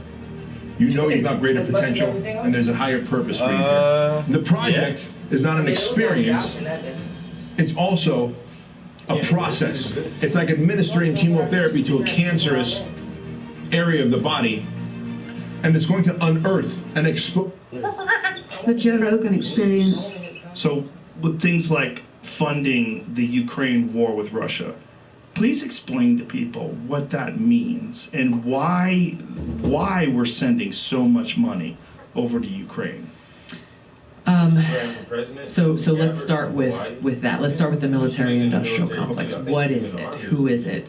It is these massive defense corporations who make all these different weapon systems, from the smallest to the most powerful nuclear weapons and missiles. When we are at war, they make a lot of money. When politicians, even if we're not at war but are threatening that we may go to war, they make a lot of money. And these decisions are not made within the context of, hey, what does our military actually need? What do we need to ensure that our military is ready to defend our country and our national security interests? It is very often what members of Congress are advocating for, even more than the military is asking for sometimes, because of those cozy relationships with the military-industrial complex, with these massive defense contractors and the lobbyists. So there's a direct correlation as the money is changing hands there. The problem is not with the Democratic Party or the Republican Party. On this issue, and you see there's so much divisiveness on tons of other issues facing our country, everything from infrastructure to education, all these other things, you see like, oh my gosh, Democrats and Republicans can't agree on anything. This issue of That's really nice. Putting our country in a continual state of war is supported by leaders in both parties and the majority of people in both parties, and it's directly tied to the military-industrial complex's influence and tied to people who, want to act and look tough, but aren't asking the most important questions like, okay, if we do this, will this help the American people or hurt the American people? If we vote to, send these billions of dollars to Ukraine, is that strengthening our national security or undermining it? You'll hear a lot of rhetoric, especially recently, saying, hey, if we've got to send all this money to Ukraine, otherwise Russia's going to come and attack us here. Otherwise, our national security will be undermined. So they say all these things to foment fear in people's minds, but they're not rooted in reality. So what we're seeing play out now is essentially a proxy war. U.S. is engaging in a proxy war with Russia, using Ukraine as their military. So the U.S. and some European countries, predominantly the U.S., though, are providing billions of dollars in funding, weapon systems, and so forth, and essentially waging this war using the Ukrainian military and people as their chess pieces in this geopolitical I never looked at chess it like game. The ultimate objective being regime change with Russia. And you can see years before, obviously, Russia's invasion in Ukraine, not getting Putin out of there. This anti-Russia sentiment They're gonna have to kill has been that building nigga. up by That's it. Ain't no other way. permanent Washington establishment and laying the groundwork. And this was the and a opportunity new younger that they saw. president that the people can trust. It's Because put Putin has us been president in the since I've been in most fucking high dangerous school. position This we, nigga the been American president for people, like 20 fucking and years. the world has ever been in. And that's only in because that like he's we- not a dictator. A nuclear war Russians love could this break out motherfucker, yo. in a week, in 30 days. The Russians love We are staring like he doing over the the best for their precipice country. of that nuclear brink now, more than ever before. We're hearing language coming from Putin, from Medvedev, from different Russian nationalist leaders saying, no, Putin, you should go and use those nuclear weapons. Whether they're the tactical nukes or the strategic nukes, doesn't matter. There is no way to win this. That would spark a nuclear war. It would spark World War III, and the result of that is destruction of the world. It is destruction of the world as we know it. And, you know, I hate to paint such a bleak picture, but people need to know that this is the reality that we're facing, that our leaders have pushed us and led us to this brink of nuclear war. They have their own bunkers and ways to protect themselves. There is no shelter for the American people. I think it was last time I was here, I talked to you about the nuclear scare that we had in Hawaii and how, you know, this message went out to everybody saying, hey, missile incoming, you know, seek shelter immediately. This is not a drill. What everybody found out immediately is there is no shelter. There is no shelter. There's no place to go. There's no place where you can take your loved ones and your kids to be protected, not only from the blast, but the fallout and the lack of food and water and everything else that comes after. New York City recently put out a PSA. I don't know if you saw it, but it is literally a video ad they put out saying, hey, here's what you do in the event of a nuclear explosion. Why are they putting this out now? Because of where we are as a country. The problem is, as it shows in this video, their advice to the people of New York City is get inside, and stay tuned. That's it. Stay tuned to what? The radio, I guess. I mean, what is even going to be available? That's my point. Yeah, that is there'll be no exactly power. my point. There will be no power. There will be no infrastructure. There will be no, you know, you see what's happening in Florida right now with the recovery efforts after this hurricane just swept through and demolished it. You think about that, multiply that by like, I don't know, 50,000 times the devastation is what we would see, but we wouldn't have FEMA. We wouldn't have these first responders who are able to actually go out and help people. And the worst thing, man, the worst thing I said when I watched that PSA, get inside, stay tuned. At the end, I'm assuming as an actor they hired to do this, she looks in the camera and she's like, you got this, New York. Like, what in the world? These people are creating this false sense of security for the American people, saying like, oh yeah, take shelter. And stay tuned. We should watch that because it's so crazy. It is insane. Let's watch that because it's. So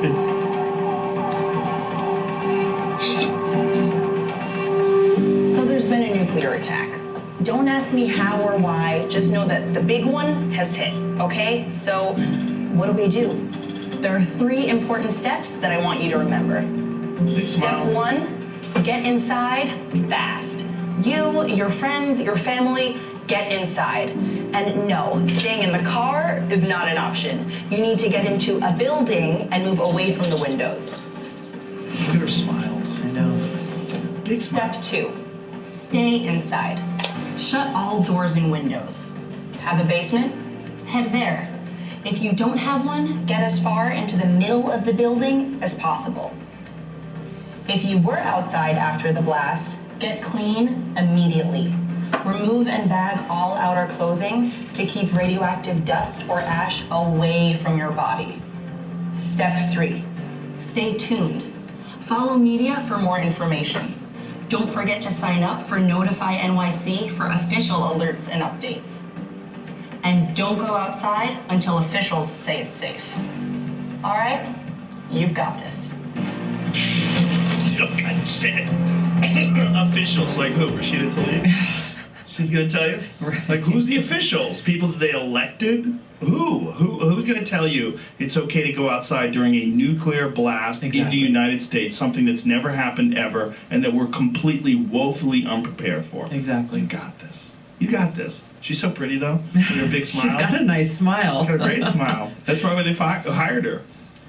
That is a crazy thing to put out there. First of all, because, like, what is it? What's the purpose of that?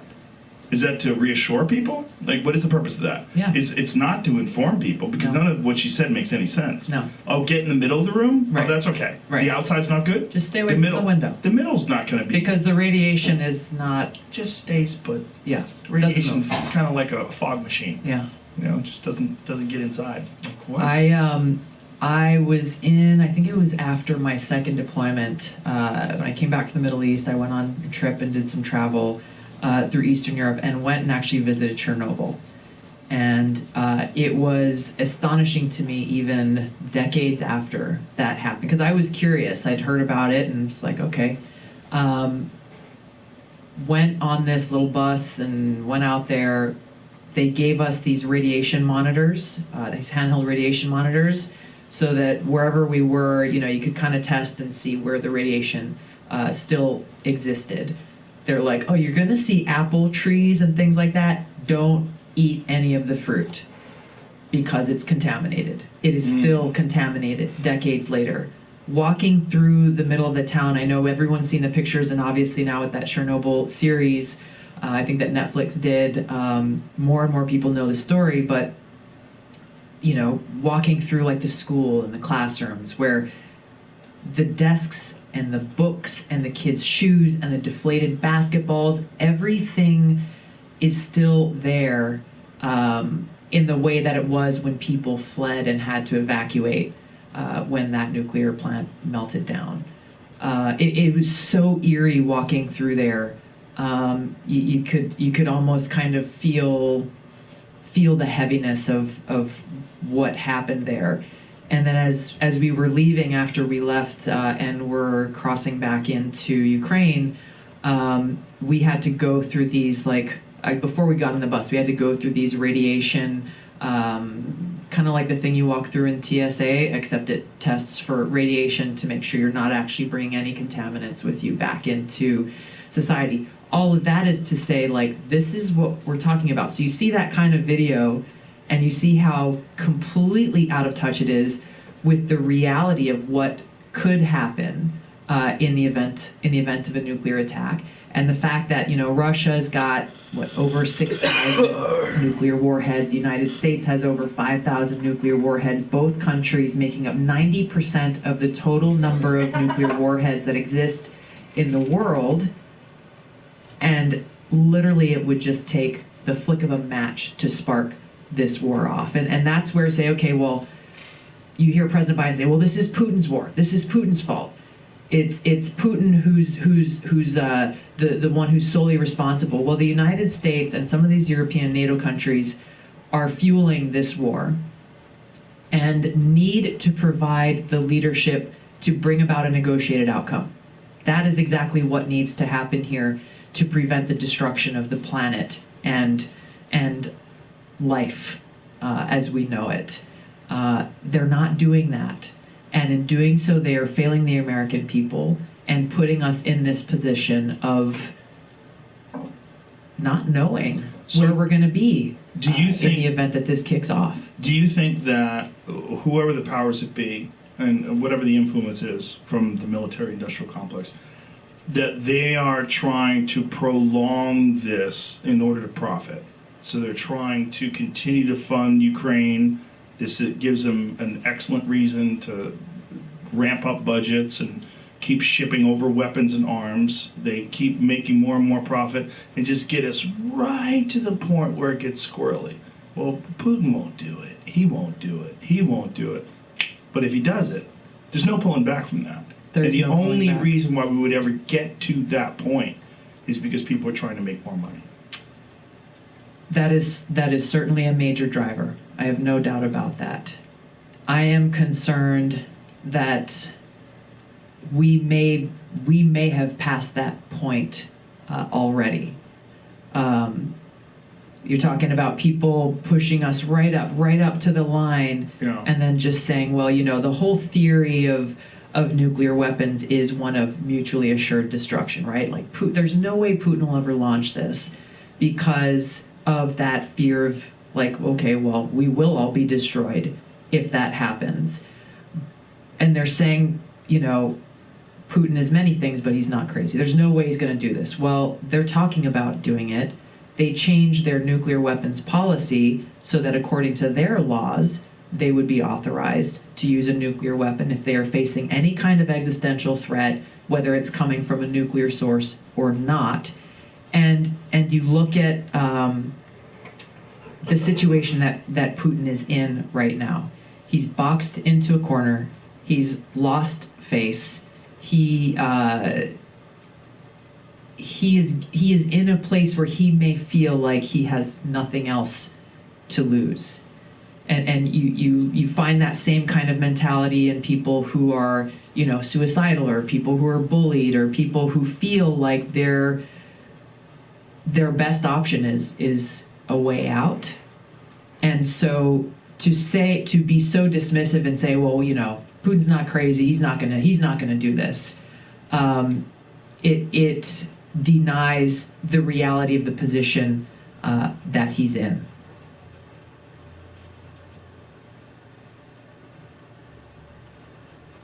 Audible is the best place to listen for everyone. For story people, comedy people, curious people, and people who want something new right now. Audible has the best of what you love. Download now and try it today.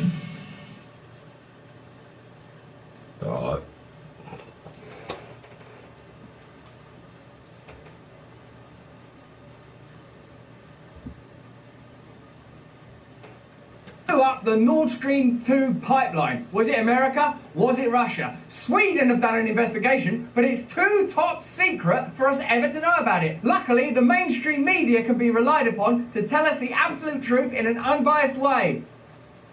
Now, here's the bad news.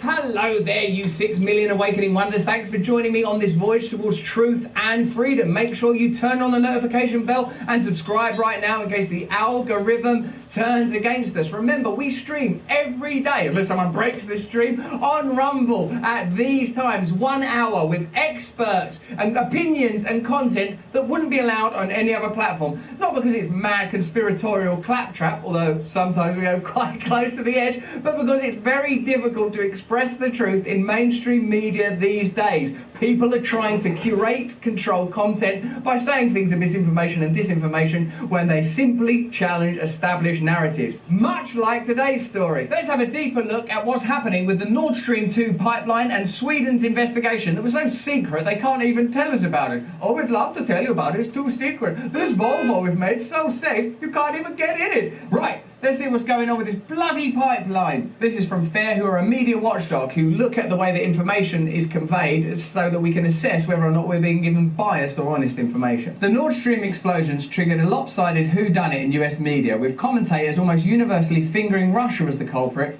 despite the lack of a plausible motive. Russia get blamed for bloody everything these days, eh? They're collaborating with Trump, they're dabbling in elections. Official US opposition to the pipeline has been well established over the years, giving Washington ample motive to destroy the pipelines, but most newsrooms uniformly suppressed this history and attacked those who raised it. Okay, so we know that in the past, America have said that it's part of their long-term economic and geopolitical strategy to ensure that Europe gets its energy needs met through North America. If this was a murder mystery, you'd have to get M. Night Shyamalan, whatever he's called, involved to make it a bit more mysterious, because at the moment, it's really obvious. It'll be like, at the beginning of Usual Suspects, Kevin Spacey going, look, I'm Kaiser Soze, do I fucking tell ya? I'm putting this limp on. Tonight, European leaders are accusing Russia of sabotaging 2 underwater gas pipelines in the Baltic Sea. Authorities are investigating the leaks in the Nord Stream 1 and 2 pipelines, a vital source of natural gas for Europe. Wouldn't you like the news just to say, look, it's a bit weird. Like, if it ain't America, this is what the news should look like. For ages, we've been saying stuff like it would be to our advantage if those pipelines were exploded. But in some weird, almost unbelievable coincidence, Russia have done it for reasons that are not clear. For the latest on the war in Ukraine and more apparent sabotage from Russia on the critical Nord Stream pipeline. The U.S. calling this a deliberate act of sabotage while NATO threatens to retaliate. Russia have done this on purpose to themselves, making a gaseous fried egg-like bubbly explosion on the surface of the Baltic Sea for no real reason, and it is super convenient for us. I like them sunny side up. Our next guest wrote the book on Putin's playbook and says all signs point to Russia. Any guest that says, I think America might have done it, won't be allowed on the show. Quite a statement as well. So there's no balance, there's no transparency, there's no honesty, there's no willingness to examine both sides of any argument. I think that the culture war is exacerbated by the lack of willingness for people from different cultural positions to have discussions, let alone with something complex like a war. After the explosions, much of the press dutifully parroted the Western official line. The Washington Post quickly produced an account. European leaders blame Russian sabotage after Nord Stream explosions, citing nothing but EU officials who claimed that while they had no evidence of Russian involvement, only Russia had the motivation, the submersible equipment and the capability. Who around here has submersible equipment? I don't know. Does that mean sort of submarines? Pretty much sort of every developed military nation? Yeah, but who would mostly do it? It's the Russians, isn't it? Much of the media cast their suspicion towards Russia, including Bloomberg, Vox, Associated Press, and much of cable news. With few exceptions, speculation on US involvement has seemingly been deemed an intellectual no-fly zone. Why would you not at least cover the possibility that seems most likely? I suppose these stories in the end become an opportunity to witness in real time the way that media and state imperatives co-align and operate together. You're simply not allowed to countenance the possibility of complexity. The idea that only Russia had the means and motivation is clearly false on both counts. Washington has made it clear for years it doesn't want the pipeline and has taken active measures to stop it coming online. As for the means, it is painfully absurd to suggest the US doesn't have the capability to lay explosives in 200 feet of water. You get Joe Biden on the news saying that if you don't do exactly as we say, there's going to be a nuclear war. Then they're saying they can't blow up something just because it's in a fish tank. Any serious coverage of the Nord Stream attack should acknowledge that opposition to the pipeline has been the centrepiece of the US grand strategy in Europe. They've never liked that pipeline. They've never liked it. At least they've been going, we're glad that fucking pipeline's blown up. That's the minimum. Oh my God, that pipeline, that's fantastic. Oh, I'm devastated for it. Let's get a new pipeline in there as quickly as possible. That's one of my most favorite I mean, I thought I liked Nord Stream Pipeline 1, but 2 was so much better. Oh God. The long-term goal has been to keep Russia isolated and disjointed from Europe and to keep the countries of Europe tied to US markets. Ever since German and Russian energy companies signed a deal to begin development on Nord Stream 2, the entire machinery of Washington has been working overtime to scuttle it. We've got to scuttle this. We've got to scuttle it. Want a second income stream? Because if you can download an app from the App Store, then you can now build a passive six-figure... What was that noise?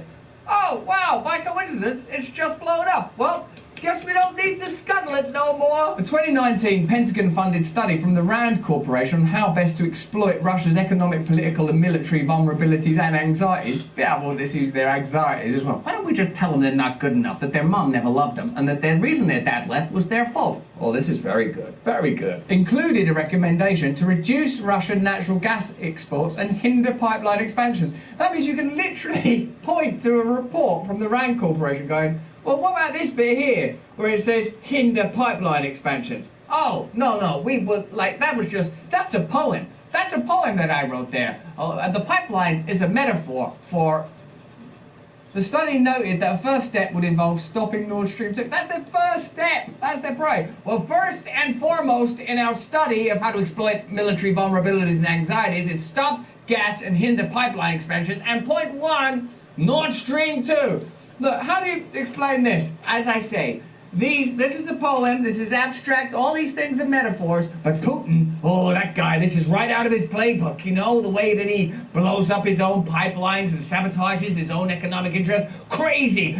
You know, Putin. The natural gas from the United States and Australia could provide a substitute. They had a motive, and they've sort of admitted they were going to do it, and have got a study that they paid for that says that it's their #1 priority. Let's look at the rest of this like it's a sort of court case that we're trying to work out, was it Russia or was it the United States? We should just base it on evidence. And FAIR, they're like an organisation that are about media bias. You can't trust the mainstream media. You know that already. That's why you're watching us, even in spite of my obvious flaws and fallibilities. I think what you trust is I'm trying my best and I care about you human to human. In spite of the fact that I'll obviously make mistakes along the way, I'm not going to deliberately lie to you because of my own economic interests, because I've always hated that pipeline. Imagine you found out I'd blown up that pipeline. Like, fucking hell, that guy, he took us on a journey. But I haven't done it, because I actually don't have the submersive. I haven't got a submarine at the back. We're at full pace, just trying to deliver this video. This is the best we can do. The RAND study also prophetically recommended providing more US military equipment and advice to Ukraine. Advice? Do you know what you should do? Have a war with Russia. And also, let's fuck up that pipeline. What did you say about pipeline? Nothing. Pipeline? I don't think anybody said pipeline. In order to lead Russia to increase its direct involvement in the conflict and the price it pays for it, even though it acknowledged that Russia might respond by mounting a new offensive and seizing more Ukrainian territory. In a way, it was an extraordinarily prophetic document, that RAND study. It's like telling you they're going to blow up that pipeline, we're going to arm Ukraine, that's going to lead to military action. So if concurrent with that, you can see that there were events in 2014, NATO impingement, like whatever this is, and obviously I don't feel qualified to start attributing blame in a global conflict. Who the hell is qualified to do that? But it's pretty clear that it's not just, oh, we're all like minding our own business, just trying to live life to the full and everything, like in a vitamins advert. And then Russia, for no reason, just started bombing Ukraine and then blew up their own pipeline. Vitamin advertisement, Remember, this study has probably come from a bunch of lunatics with no influence in government. Oh, the Pentagon. That was studied by the Pentagon. Yeah, but the Pentagon, they're not involved in military activity or funding foreign wars or the strategies around American foreign policy or a nexus for the relationships between military-industrial complex and the American military, are they? Oh, no, that is what they are. The Obama administration opposed the pipeline. As part of the major sanctions package against Russia in 2017, the Trump administration began sanctioning any company doing work on the pipeline. The move generated outrage in Germany, where many saw it as an attempt to meddle with European markets. In 2019, the US implemented more sanctions on the project. We're starting to build a case that's at least as strong as, oh, Putin, he's crackers in. He's sort of just slam his cock in a car door just to cause an argument. Fair enough, there are crazy people in the world, and I'm sure some of those crazy people rise to positions of power. But this is a pretty good, rational, logical, cohesive argument for the US sabotage that pipeline, isn't it? Not that I'm saying they did. Yeah, but then Joe Biden came in. That's a new broom. You see Joe Biden, he's a new broom. He's sweeping with vitality, whether he's sniffing someone on the head or bringing in a new foreign policy. Joe Biden won't let this crap carry on. Let's see what he did. When he came into office, Joe Biden made opposition to the pipeline one of his administration's top priorities. 1, we're against that pipeline, and 2, we'll say some stuff about cannabis and then not actually do it. Come on, man. Say some stuff about Saudi Arabia, not actually do it. Say some stuff about Big Pharma, not actually do it. Come on, man. But let's bloody well make sure we do something about that pipeline. No, that pipeline's blown up. We didn't do it. During his confirmation hearings in 2021, Secretary of State Antony Blinken told Congress he was determined to do whatever I can to prevent Nord Stream 2 from being completed. Like, if someone had said that about like a wedding and then you'd found like the bridegroom with his head stoved in with a candlestick, you go, what about Antony Blinken? He said he was determined to do whatever he can to prevent, like, you go, oh, well, I mean, God, you took that out of context. Well, here's the context. To prevent the Nord Stream 2 from being completed. Can we get some more context? Less context? There has to be an amount of context that's going to hide the fact that we did this. Months later, the State Department reiterated that any entity involved in the Nord Stream 2 pipeline risks US sanctions and should immediately abandon work on the pipeline. As Russia was gathering troops at Ukraine's border at the beginning of the year, US administration officials issued threats against the pipeline's operation in the event of a Russian invasion. In January, under the Secretary of State, Victoria Victoria Nuland, one of the main players during the 2014 Maidan coup in Ukraine, issued a stern warning against the pipeline. If Russia invades, one way or another, Nord Stream 2 will not move forward. How do you walk that back? Well, hey, that pipeline's actually been blown up. Do you know anything about this, Victoria? No? Well, what about when you said, if Russia invades one way or another, Nord Stream 2 will, period, 2, period, not, period, move, period, forward, period. That was a joke. I was saying that sarcastically. What you've not added there is inverted commas, an aubergine, a smiley face, and a monkey guy like that. That's what I meant to say. I really enjoy this guy's videos. He's brilliant, isn't he? But wouldn't you like even more of him? As you know, we are streaming every day on Rumble at these times. Now, if you are a fan of our podcast, Under the Skin, you've got to become a member of Stay Free AF. That is our community where you get even more fantastic content as a member. We're creating more free content than ever and better paid for content than you could ever imagine. We've already done interviews with Vandana Shiva, Wim Hof, Gabor Mate, Noam Chomsky. Coming up, we're going to be speaking to Donald, Bernie, Elon. I'll give you the surnames once we confirm the interviews. All of these interviews will be available on Stay Free AF, as well as my stand-up special that's going to drop in December, our community film, and opportunities to join me for live events regularly throughout the year. Stay free as fuck. There's a link below to join. In sharp contrast to the US's antagonism, Russia has taken the opposite approach to the pipeline it spent billions of dollars to complete. As recently as 3 weeks ago, Putin expressed willingness to supply more gas if the EU would lift the sanctions against the newer pipeline. He said, if things are so bad, just go ahead and lift sanctions against Nord Stream 2 with its 55 billion cubic metres of gas per year. All they have to do is press the button and they'll get it going. Diplomatic sources told The Cradle that Russia and Germany were in talks about both NS1 and NS2 on the day of the explosion. So, like, one argument is that Russia did it while they were economically dependent upon it, trying to protect it and guaranteeing its success. The other one is that America did it after decades of threats that they were going to do it. This is why people don't trust the mainstream media, because that isn't even being included in the conversation. That's insane to me that you wouldn't make that clear.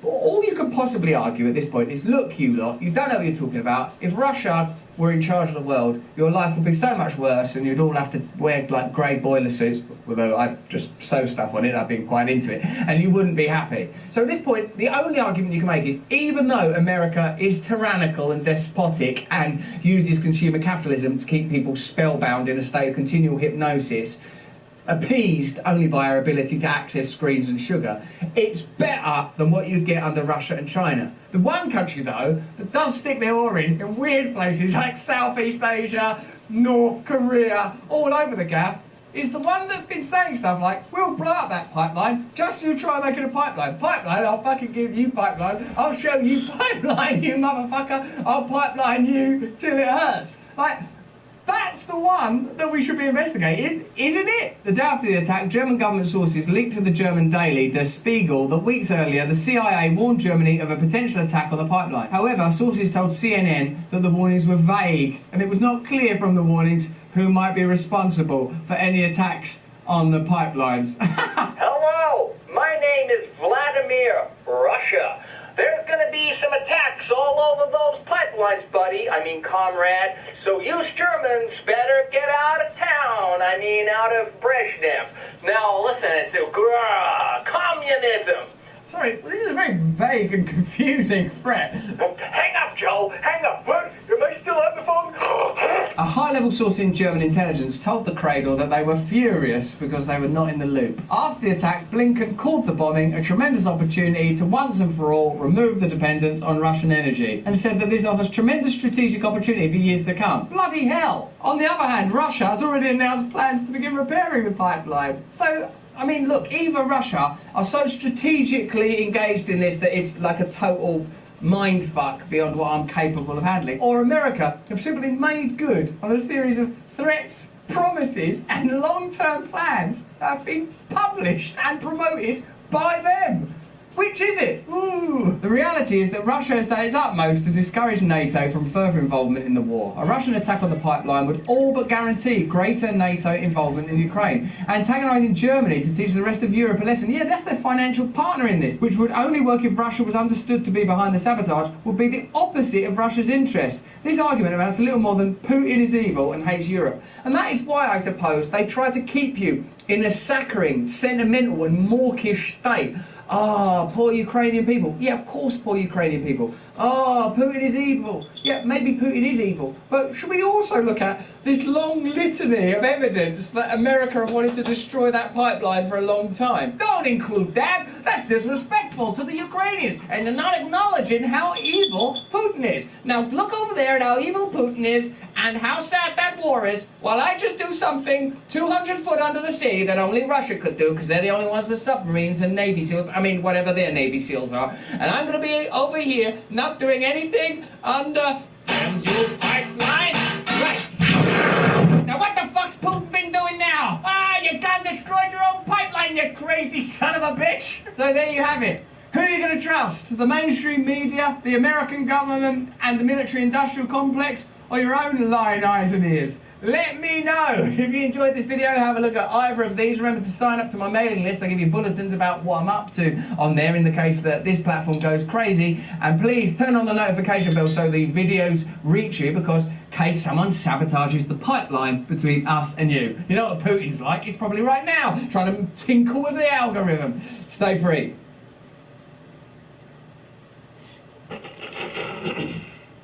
Guitarathon is happening right now, only at Guitar Center.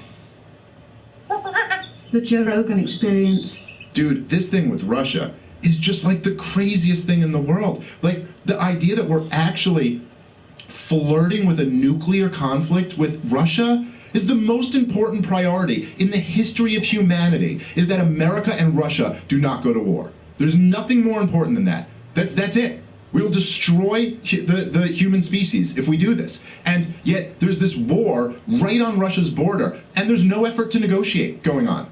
There's like no effort. In fact, from very solid reporting, that actually America, through Boris Johnson, told Ukraine not to negotiate with Russia at the very beginning of the war, when they had a deal worked out.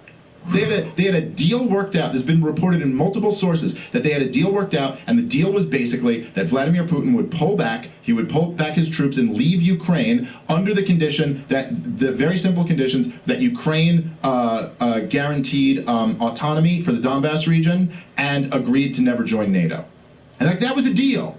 Like, okay, I'm not saying everyone thinks that's the perfect deal, but it's better than what we got right now. It's better than nuclear war. And right now, just the other day, dude, the official narrative on this whole war, it's just like it makes no sense. And again, like I said, remember, the same people who are pushing this are the ones who are telling you Saddam Hussein had weapons of mass destruction and stuff. But the official narrative, Joe, is basically that, okay, so Vladimir Putin is a madman, a crazy war criminal who's hell-bent on reforming the Soviet Union, and this is a real threat that he could do this. But also he's getting humiliated in this war in Ukraine. So like he's losing the poorest country in Europe, and he's just getting humiliated and beat back. But he's still a real threat to take over all of Europe. And he's a complete madman, by the way, Joe. But when he says he's going to use nuclear weapons, don't listen to that. He'd never actually do that, even though he's a complete madman. And as everyone says, this war, the word they use over and over and over again, Joe Biden, Kamala Harris, Hillary Clinton, all of them,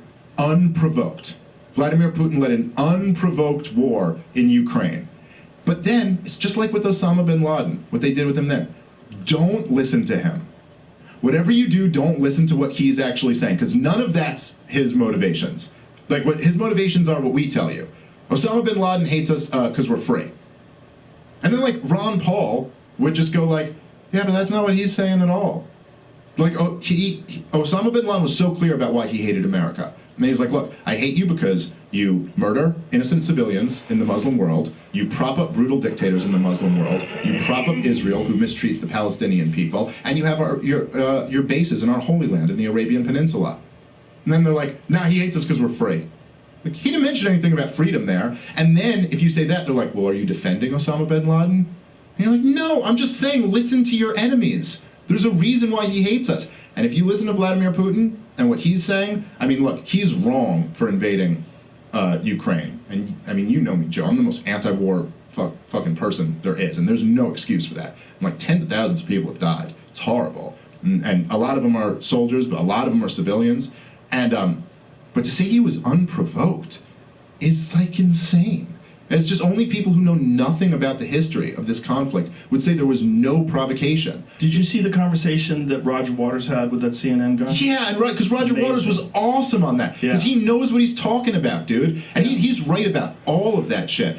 Look, the promise, this is what he was saying. He's absolutely right. It's that the promise when the Soviet Union collapsed in 1991, and this was like verbally promised and put in writing, was that NATO would not expand 1 inch to the east. And NATO at that point, the line then was through Germany, right? Like the western half of Germany was in the west, and the eastern half was with the Soviet Union. And they were like, we'll let all of these nations, secede, and the Soviet Union will collapse, and we're giving up on communism. It's one of the greatest things that ever happened. And the deal was, okay, you do that, then we won't move NATO. We won't move our military alliance into your area that used to be your realm of influence. And every single president since then has moved NATO east to the point that NATO is now on Russia's border. And in Ukraine, even though they didn't officially join NATO, there was always talk of it. Kamala Harris, right before the start of the war, said we're looking to put Ukraine into NATO. And they put under George W. Bush, they put in Poland these dual-use rocket launchers. There's a big complaint that Vladimir Putin has, that he's like, these can be used to get nukes here in a matter of minutes. Like this is like a threat to us that we cannot tolerate. And then in 2014, there was a coup in Ukraine that was completely led by the West. And I don't know if you've ever heard, but like I think I sent you actually once the tape of Gideon Rose, who was the editor for Foreign Affairs magazine on the old Stephen Colbert Report show, back when Colbert was hilarious. And he was just openly bragging about what the game is here. And then he was like, well, Ukraine is kind of like the Robin to Russia's Batman. And so our job is to steal Robin away from Batman and make him come over here and join us. And Vladimir Putin's so stupid that he won't do anything. And then Colbert's in his old character. So he's like, well, shouldn't Obama be spiking the football and saying, yeah, in your face, Putin? And Gideon Rose is like, well, no, because then Putin might invade Ukraine. So we wouldn't want to spike the ball, but there's these... Let's play it. Go from the beginning. Yeah, play it from the beginning. There's the magazine, Foreign Affairs. Now, Gideon, help me out here. We've got a battle. The Ukraine, some of them want to go into the EU, the European Union, right? And some of them want to stay with Russia. If the Ukraine's not in Europe right now, what continent is it on? Well, it's part of Eurasia, but it's part of Eastern Europe and the former Soviet bloc. It's basically Robin to Russia's Batman. And the challenge here is to try to attract it to the West, to get it to flip sides. So the rebels in the streets, what are they fighting for? They're fighting for a better future. Countries have a development... That sounds like a political speech. No, but it's actually true. Countries have to develop over time. And Ukraine, basically, after the end of the Soviet Union, faced two tracks. It could stay a sort of stagnant, corrupt, authoritarian country tied to Russia, or it could essentially join the West. It could modernize, liberalize, become a democracy. At the last minute, when it looked like it was going to trade up from its sort of abusive relationship with its boyfriend from the hood to a nice yuppie... You're not loading these choices in any way whatsoever. It's actually true. When it looked like it was going to trade up to a better environment, at the last minute, Putin offered a bribe. How much? $15 billion. That's a lot of cash. It's a lot of cash. And the president, who himself was tied to the old elites and the eastern part of the country tied to Russia, decided to back off the change and go join Russia. Do you know how many pirate-themed restaurants you can buy with $15 billion? The problem was the western parts of the country and the younger parts of the country and the more modern liberal parts of the country basically knew that they had no future being Russia's vassal. So they took to the streets. Is America taking sides in this in any way? If these people, the rebels are winning right now, right? Yes, just recently. Why isn't Obama spiking the ball in the end zone and calling Putin and saying, hey, you might have won the medal count, but we won the country count, biatch? It's actually a very good question, and the answer is that we don't want Russia to intervene and kick over the table like a game of Risk and take Ukraine back. And so would they do that? Could he send in troops? Yes, he could. So we are choosing. Does Ukraine have any troops of their own? Would they fight back? Yes, but we don't want this to escalate, and we don't want Russia to crack down. So we want to basically distract Russia. Oh, look, you have the highest medal counts. Oh, you did really well. And focus on the Olympics. Here's a shiny object. We'll just take an entire country away from you. Holy shit. Now, isn't that funny? Power vacuum right now. There's a power vacuum. The opposition is all together, which it's easy to agree on getting rid of the bad old regime and much harder to create a stable country in which everybody compromises and moves forward. But they need a strong leader to move the country forward. Do you know who's always good at a moment like that? Vladimir Putin. Do you think he might volunteer to come in and help Ukraine? The reason we don't want Putin to get involved in this, and so we want to try and involve him in this decision so that he allows Ukraine to go. We actually want a non-exclusive relationship with Ukraine. You can have a relationship with it too. You're the only one making this into a girlfriend-boyfriend relationship. Ukraine is basically choosing its future between two completely different courses of action, and we're trying to blur that choice so the old boyfriend doesn't get too upset when it makes the right choice. Christ. So it's just all these George Soros-funded NGOs were funding the militias on the ground who were overthrowing the government, and then there's a tape of Victoria Nuland, who's was at the State Department at the time, one of the top people at the State Department, and she was basically talking about who would be the new government that took over, who America didn't want in, who we did want in the new government. So it's not, what happened basically was, as Gideon Rose was even saying, the Ukrainian government was kind of siding with Russia, or at least a lot more pro-Russia, and then we overthrew that government and installed a pro-America government. And this to Putin, he had said over and over again, was a huge red line for him. Like Ukraine was the big line. And you could imagine, take it from our point of view, if Russia was coming over here and overthrowing the pro-America government in Montreal and installing a pro-Russia government there, then, this would be seen as, would you call that an unprovoked attack? Right. If we were to go in there and then go overthrow that government? So again, I'm not justifying what he's doing, and then the other thing to this, right, that's important to add is, you remember, the two big things that it's so weird no one, at least in the larger conversation, I don't see anyone connecting these things, is that there's two things involving Ukraine that were very big, that happened very recently in American history, that very much connect to this war. And one is that our last president was impeached over a thing with Ukraine. And what was that? And then the other thing is the current president's son was getting paid millions of dollars from a company, Burisma, in Ukraine. And these things all connect. And basically what happened was, after the 2014 coup, this company, Burisma, and by the way, Matt Taibbi has done incredible reporting on this. I highly recommend everyone read his stuff, his Substacks. Incredible. Yeah, he's fantastic. Unbelievable. But so basically, Burisma was in bed with the old government that had allied with Russia. And so when this government was overthrown, they were very worried, because they were like, oh, we were in bed with the old government, and now there's this new government who's in there. And so instead of bribing the new government, they just went right to the source and bribed the son of the sitting vice president. Joe Biden, when he was vice president, was in charge of Ukraine policy. So they just went, that was why they put him there. And then they put some other CIA guy or something like that on their board. They're just paying him money to just be like, hey, keep us in with you. And then Trump was telling them to investigate all of this shit. He got on the phone with them and was like, I want to investigate everything that was going on with Joe and Hunter Biden in Ukraine. And Donald Trump did. He got into an area that there's an argument it was not okay what he was doing, because he was kind of going maybe you don't get these weapons that I was going to send in unless you go invest.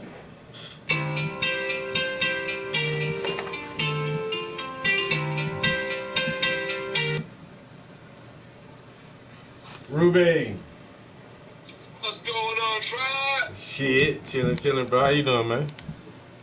Not much, man. Just here, getting out of work. I was working the early tour this week. Nice. Early shift, 9:30 to 6. Mm-hmm. How you like that shift? I'm doing alternate weeks. There are some perks on either or. The perks of this one And then when I work in the morning shift, I've been doing this shit for 6 months now.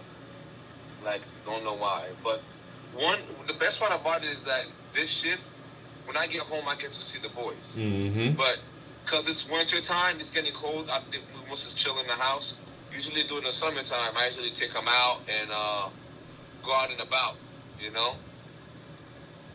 Yeah. But this time around,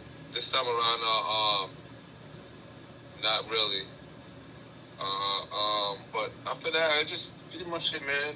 Trying to be dad of the year, my nigga. That's all I gotta do. That's all I got, nigga. I feel you. You in the top runnings for that prize, man. You in the top runnings. And the word of hurricane, bro. All I have is stay black and die, nigga. Damn. Oh man, I even. Yo, son. I watched a Kanye interview thing, bro. He didn't say anything wrong. Yo, I started watching it too. I was listening to that on my ride home when you sent me the link, and I was like, I listened to like the first 20, 25 minutes, and I didn't disagree with anything so far. Yo, everything he said was he like.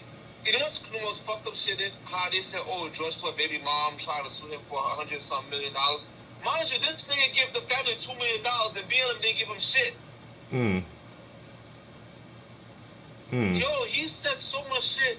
Bro, this nigga is not crazy, bro. No, he not crazy. That motherfucker got the inside scoop. He just know better. And he sound crazy because we don't know the shit he know. He's saying shit like, and he said that. He's like, bro, like they made me look crazy, but this is what's really going on. Mm-hmm. Bro, I was like, I gotta hear what the fuck this nigga said. But the Floyd shit was a little crazy. I don't think I got that far yet. Huh? I ain't got that far yet. In the conversation, did he talk about it? Basically, they brought up the whole White Lives Matter T-shirt, and you heard that part, right? That was like at the beginning almost, right? Yeah. And then he basically said that, bro, the dude died. The first medical examiner said it was fentanyl, and the second medical examiner said it was murder. But yet again, the first medical examiner, they released all the documents. This is a high level of fentanyl in his system. Mm-hmm. Yo, and he said something, bro, at the end, when you watch it, I don't want to ruin it for you. When he said a couple of things that make a lot of point, bro. Yeah, I definitely gotta finish that interview. I've been I'm in the studio right now streaming. That's the only reason I ain't listen to it on camera, because I ain't want that shit. Oh, you streaming right now, man? I'll let you stop, man. I'll talk to you about that later, bro. Nah, it's all good, bro. So what you streaming right now? What you guys talking about right now? Oh shit! I was listening to some Joe Rogan. Joe Rogan had some dude on there talking about how America blew up the fucking that Ukrainian pipeline and shit. But we ain't gonna never fess up to that shit. So you said, why would U.S. that so it can start a war with Russia? That wouldn't make any sense. I know, right? That wouldn't make any sense. So in that case, if you do that, then so does Ukraine know about it, or they just blew it up and say, oh well, the Russians blew it up? And that's what they're saying is like, oh, the Russian blew it up, but there's like that was Russia's fucking that was their own shit, yo, and that's how they was getting their money through their fucking oil and shit. So why would they hinder their own economy? Their own shit, yeah. And then they're immediately talking about repairing it and rebuilding that shit. Like, I don't know. But then the dude pulled up some documents about how for a couple years, like different parts of the American government has been saying like, yo, we really need to get rid of that goddamn pipeline because that fuels them too much, gives them too much economic power and shit. And then all of a sudden the shit blow up. Now we don't know nothing about it. Interesting. Yeah. Are you still live right now or not? Yeah, I'm live now. Damn, man, you make me listen to our conversations and shit. This makes for good content for my channel, man. But no, that's interesting though.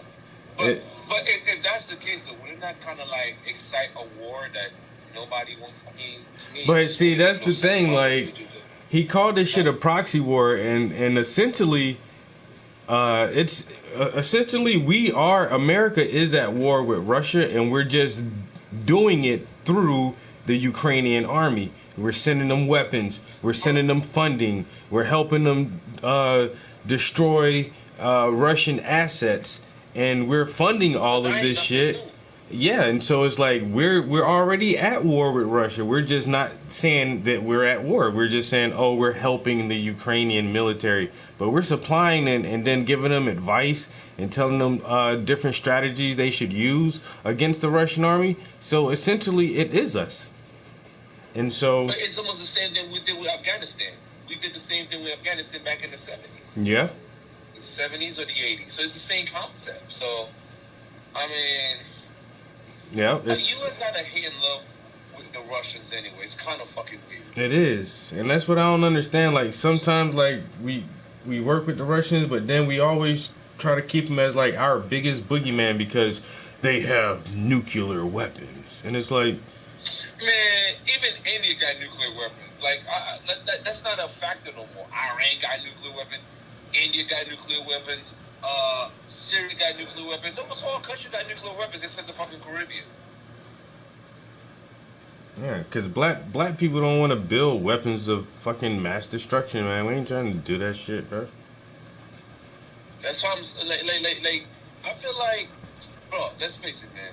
Then recently somebody said, China fired a ballistic missile over fucking Japan or some shit like that. Oh yeah. Like, I mean. Let's face it, man. There's something big is happening. Obviously, we don't know what the fuck is going to happen. We do not know. But I feel like it's. I have a funny feeling there's going to be another attack, if you know what I'm saying, quote unquote attack. I feel it in my bones, like,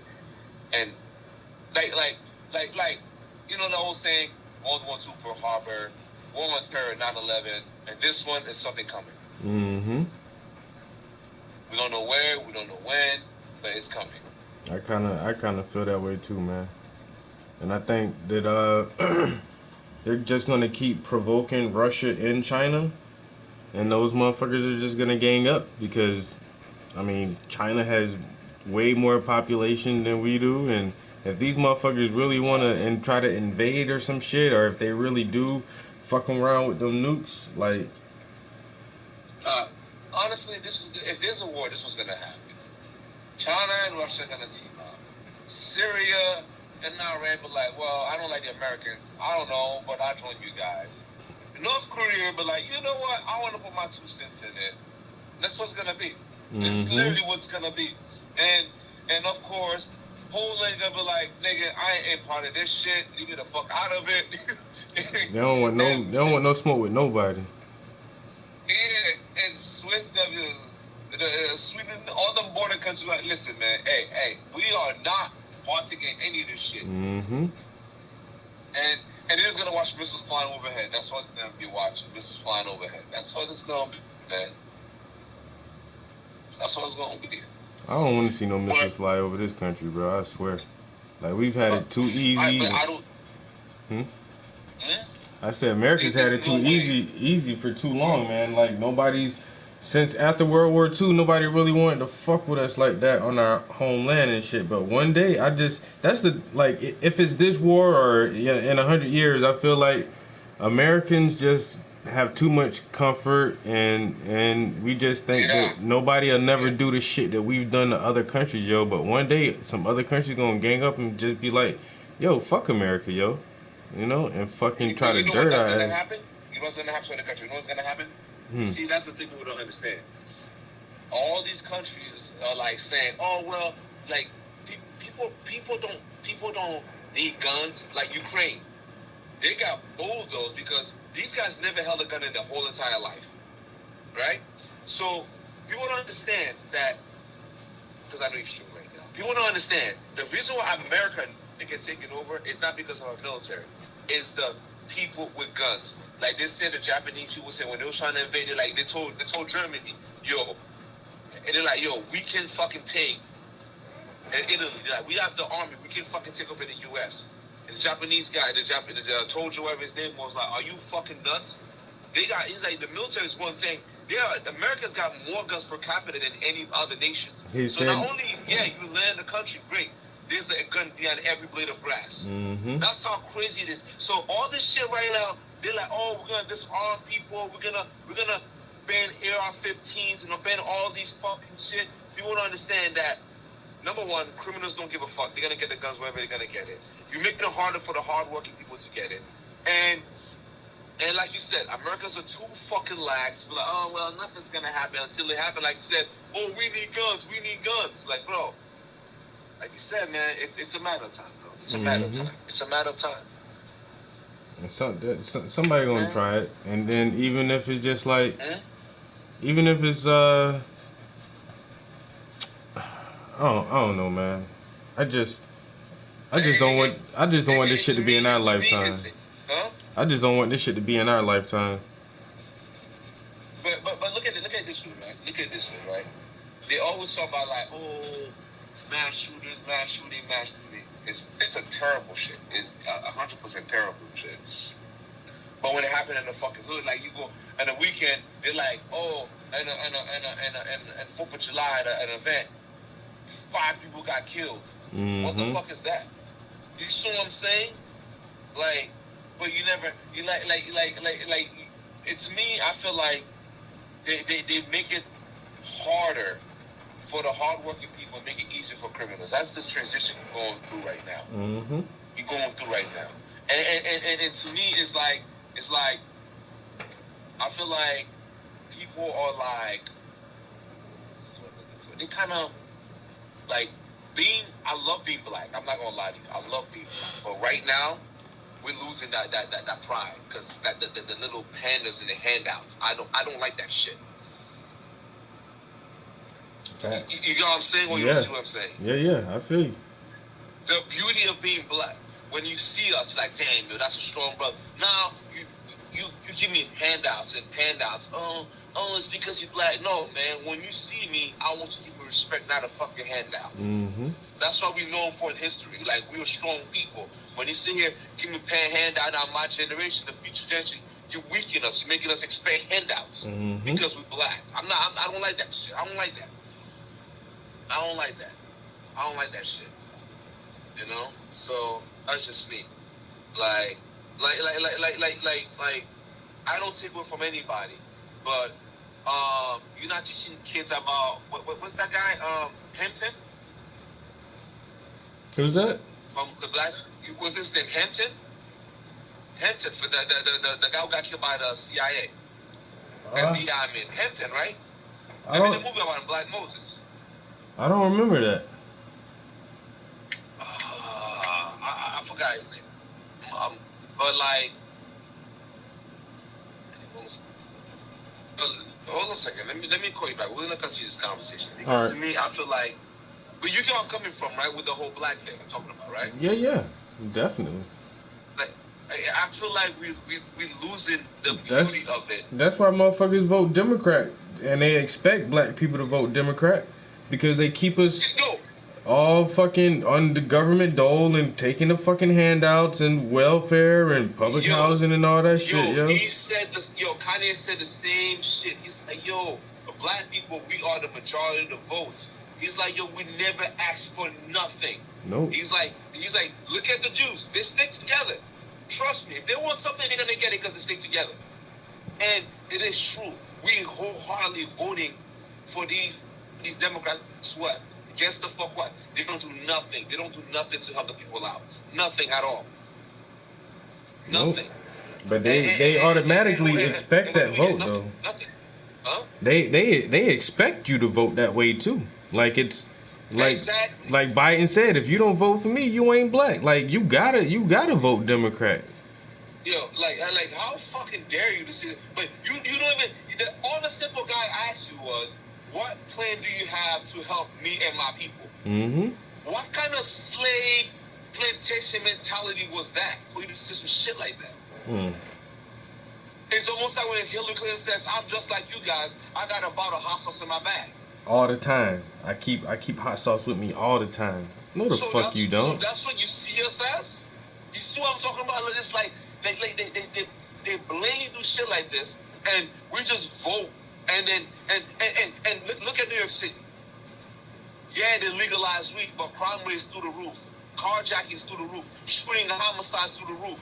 But hey, I can smoke my weed. Mm-hmm. Like you see what I'm saying? It's like they dumbing down the generation, and all he was saying was, pick yourselves up. Let's pick ourselves up. That's all in the whole interview he was saying. But when you watch the interview, you start seeing some of the things he says. I'm like, bro, he said some shit that makes sense. He's not fucking crazy. No. Oh, no. Anyway, I'm gonna let you go on the live stream. I don't want to upset your viewers. All right, B. I'll talk to you later on, man. All right, later. But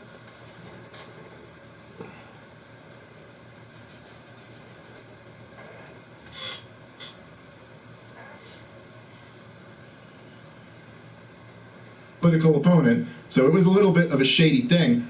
But then the other story about that is that ultimately Trump caved, and he sent in the weapons to Ukraine. So now, not only did Obama overthrow the regime when Joe Biden was the point man, Joe Biden was running Ukraine policy, Obama leads this coup, overthrows that government and puts in a pro-Western government. Then Trump comes in, sends in a whole bunch of weapons to this new government that Obama wouldn't even send in because he was concerned it would provoke Russia. And then the next president is Joe Biden, the last guy who was the point man on Ukraine, who was there when this coup happened. Then he comes back in. And this is all like the context that led to Vladimir Putin invading Ukraine. So again, I'm not saying, and the other little thing I should mention there too is that Donbass region on the eastern portion of Ukraine is like majority ethnic Russians. And they got really pissed off when the new government came in 2014, and they were basically warring with the Kiev western portion of Ukraine since then. And they had a referendum in 2015 and voted overwhelmingly that they wanted to be a part of Russia. And Vladimir Putin didn't take them, but they voted that they wanted to be part of Russia, not a part of Ukraine. So it's just a very complicated mess. And it's the same thing with like the war on terrorism. If you're going to tell this story of like what led to this, to understand where to go from here, the story has to include that America was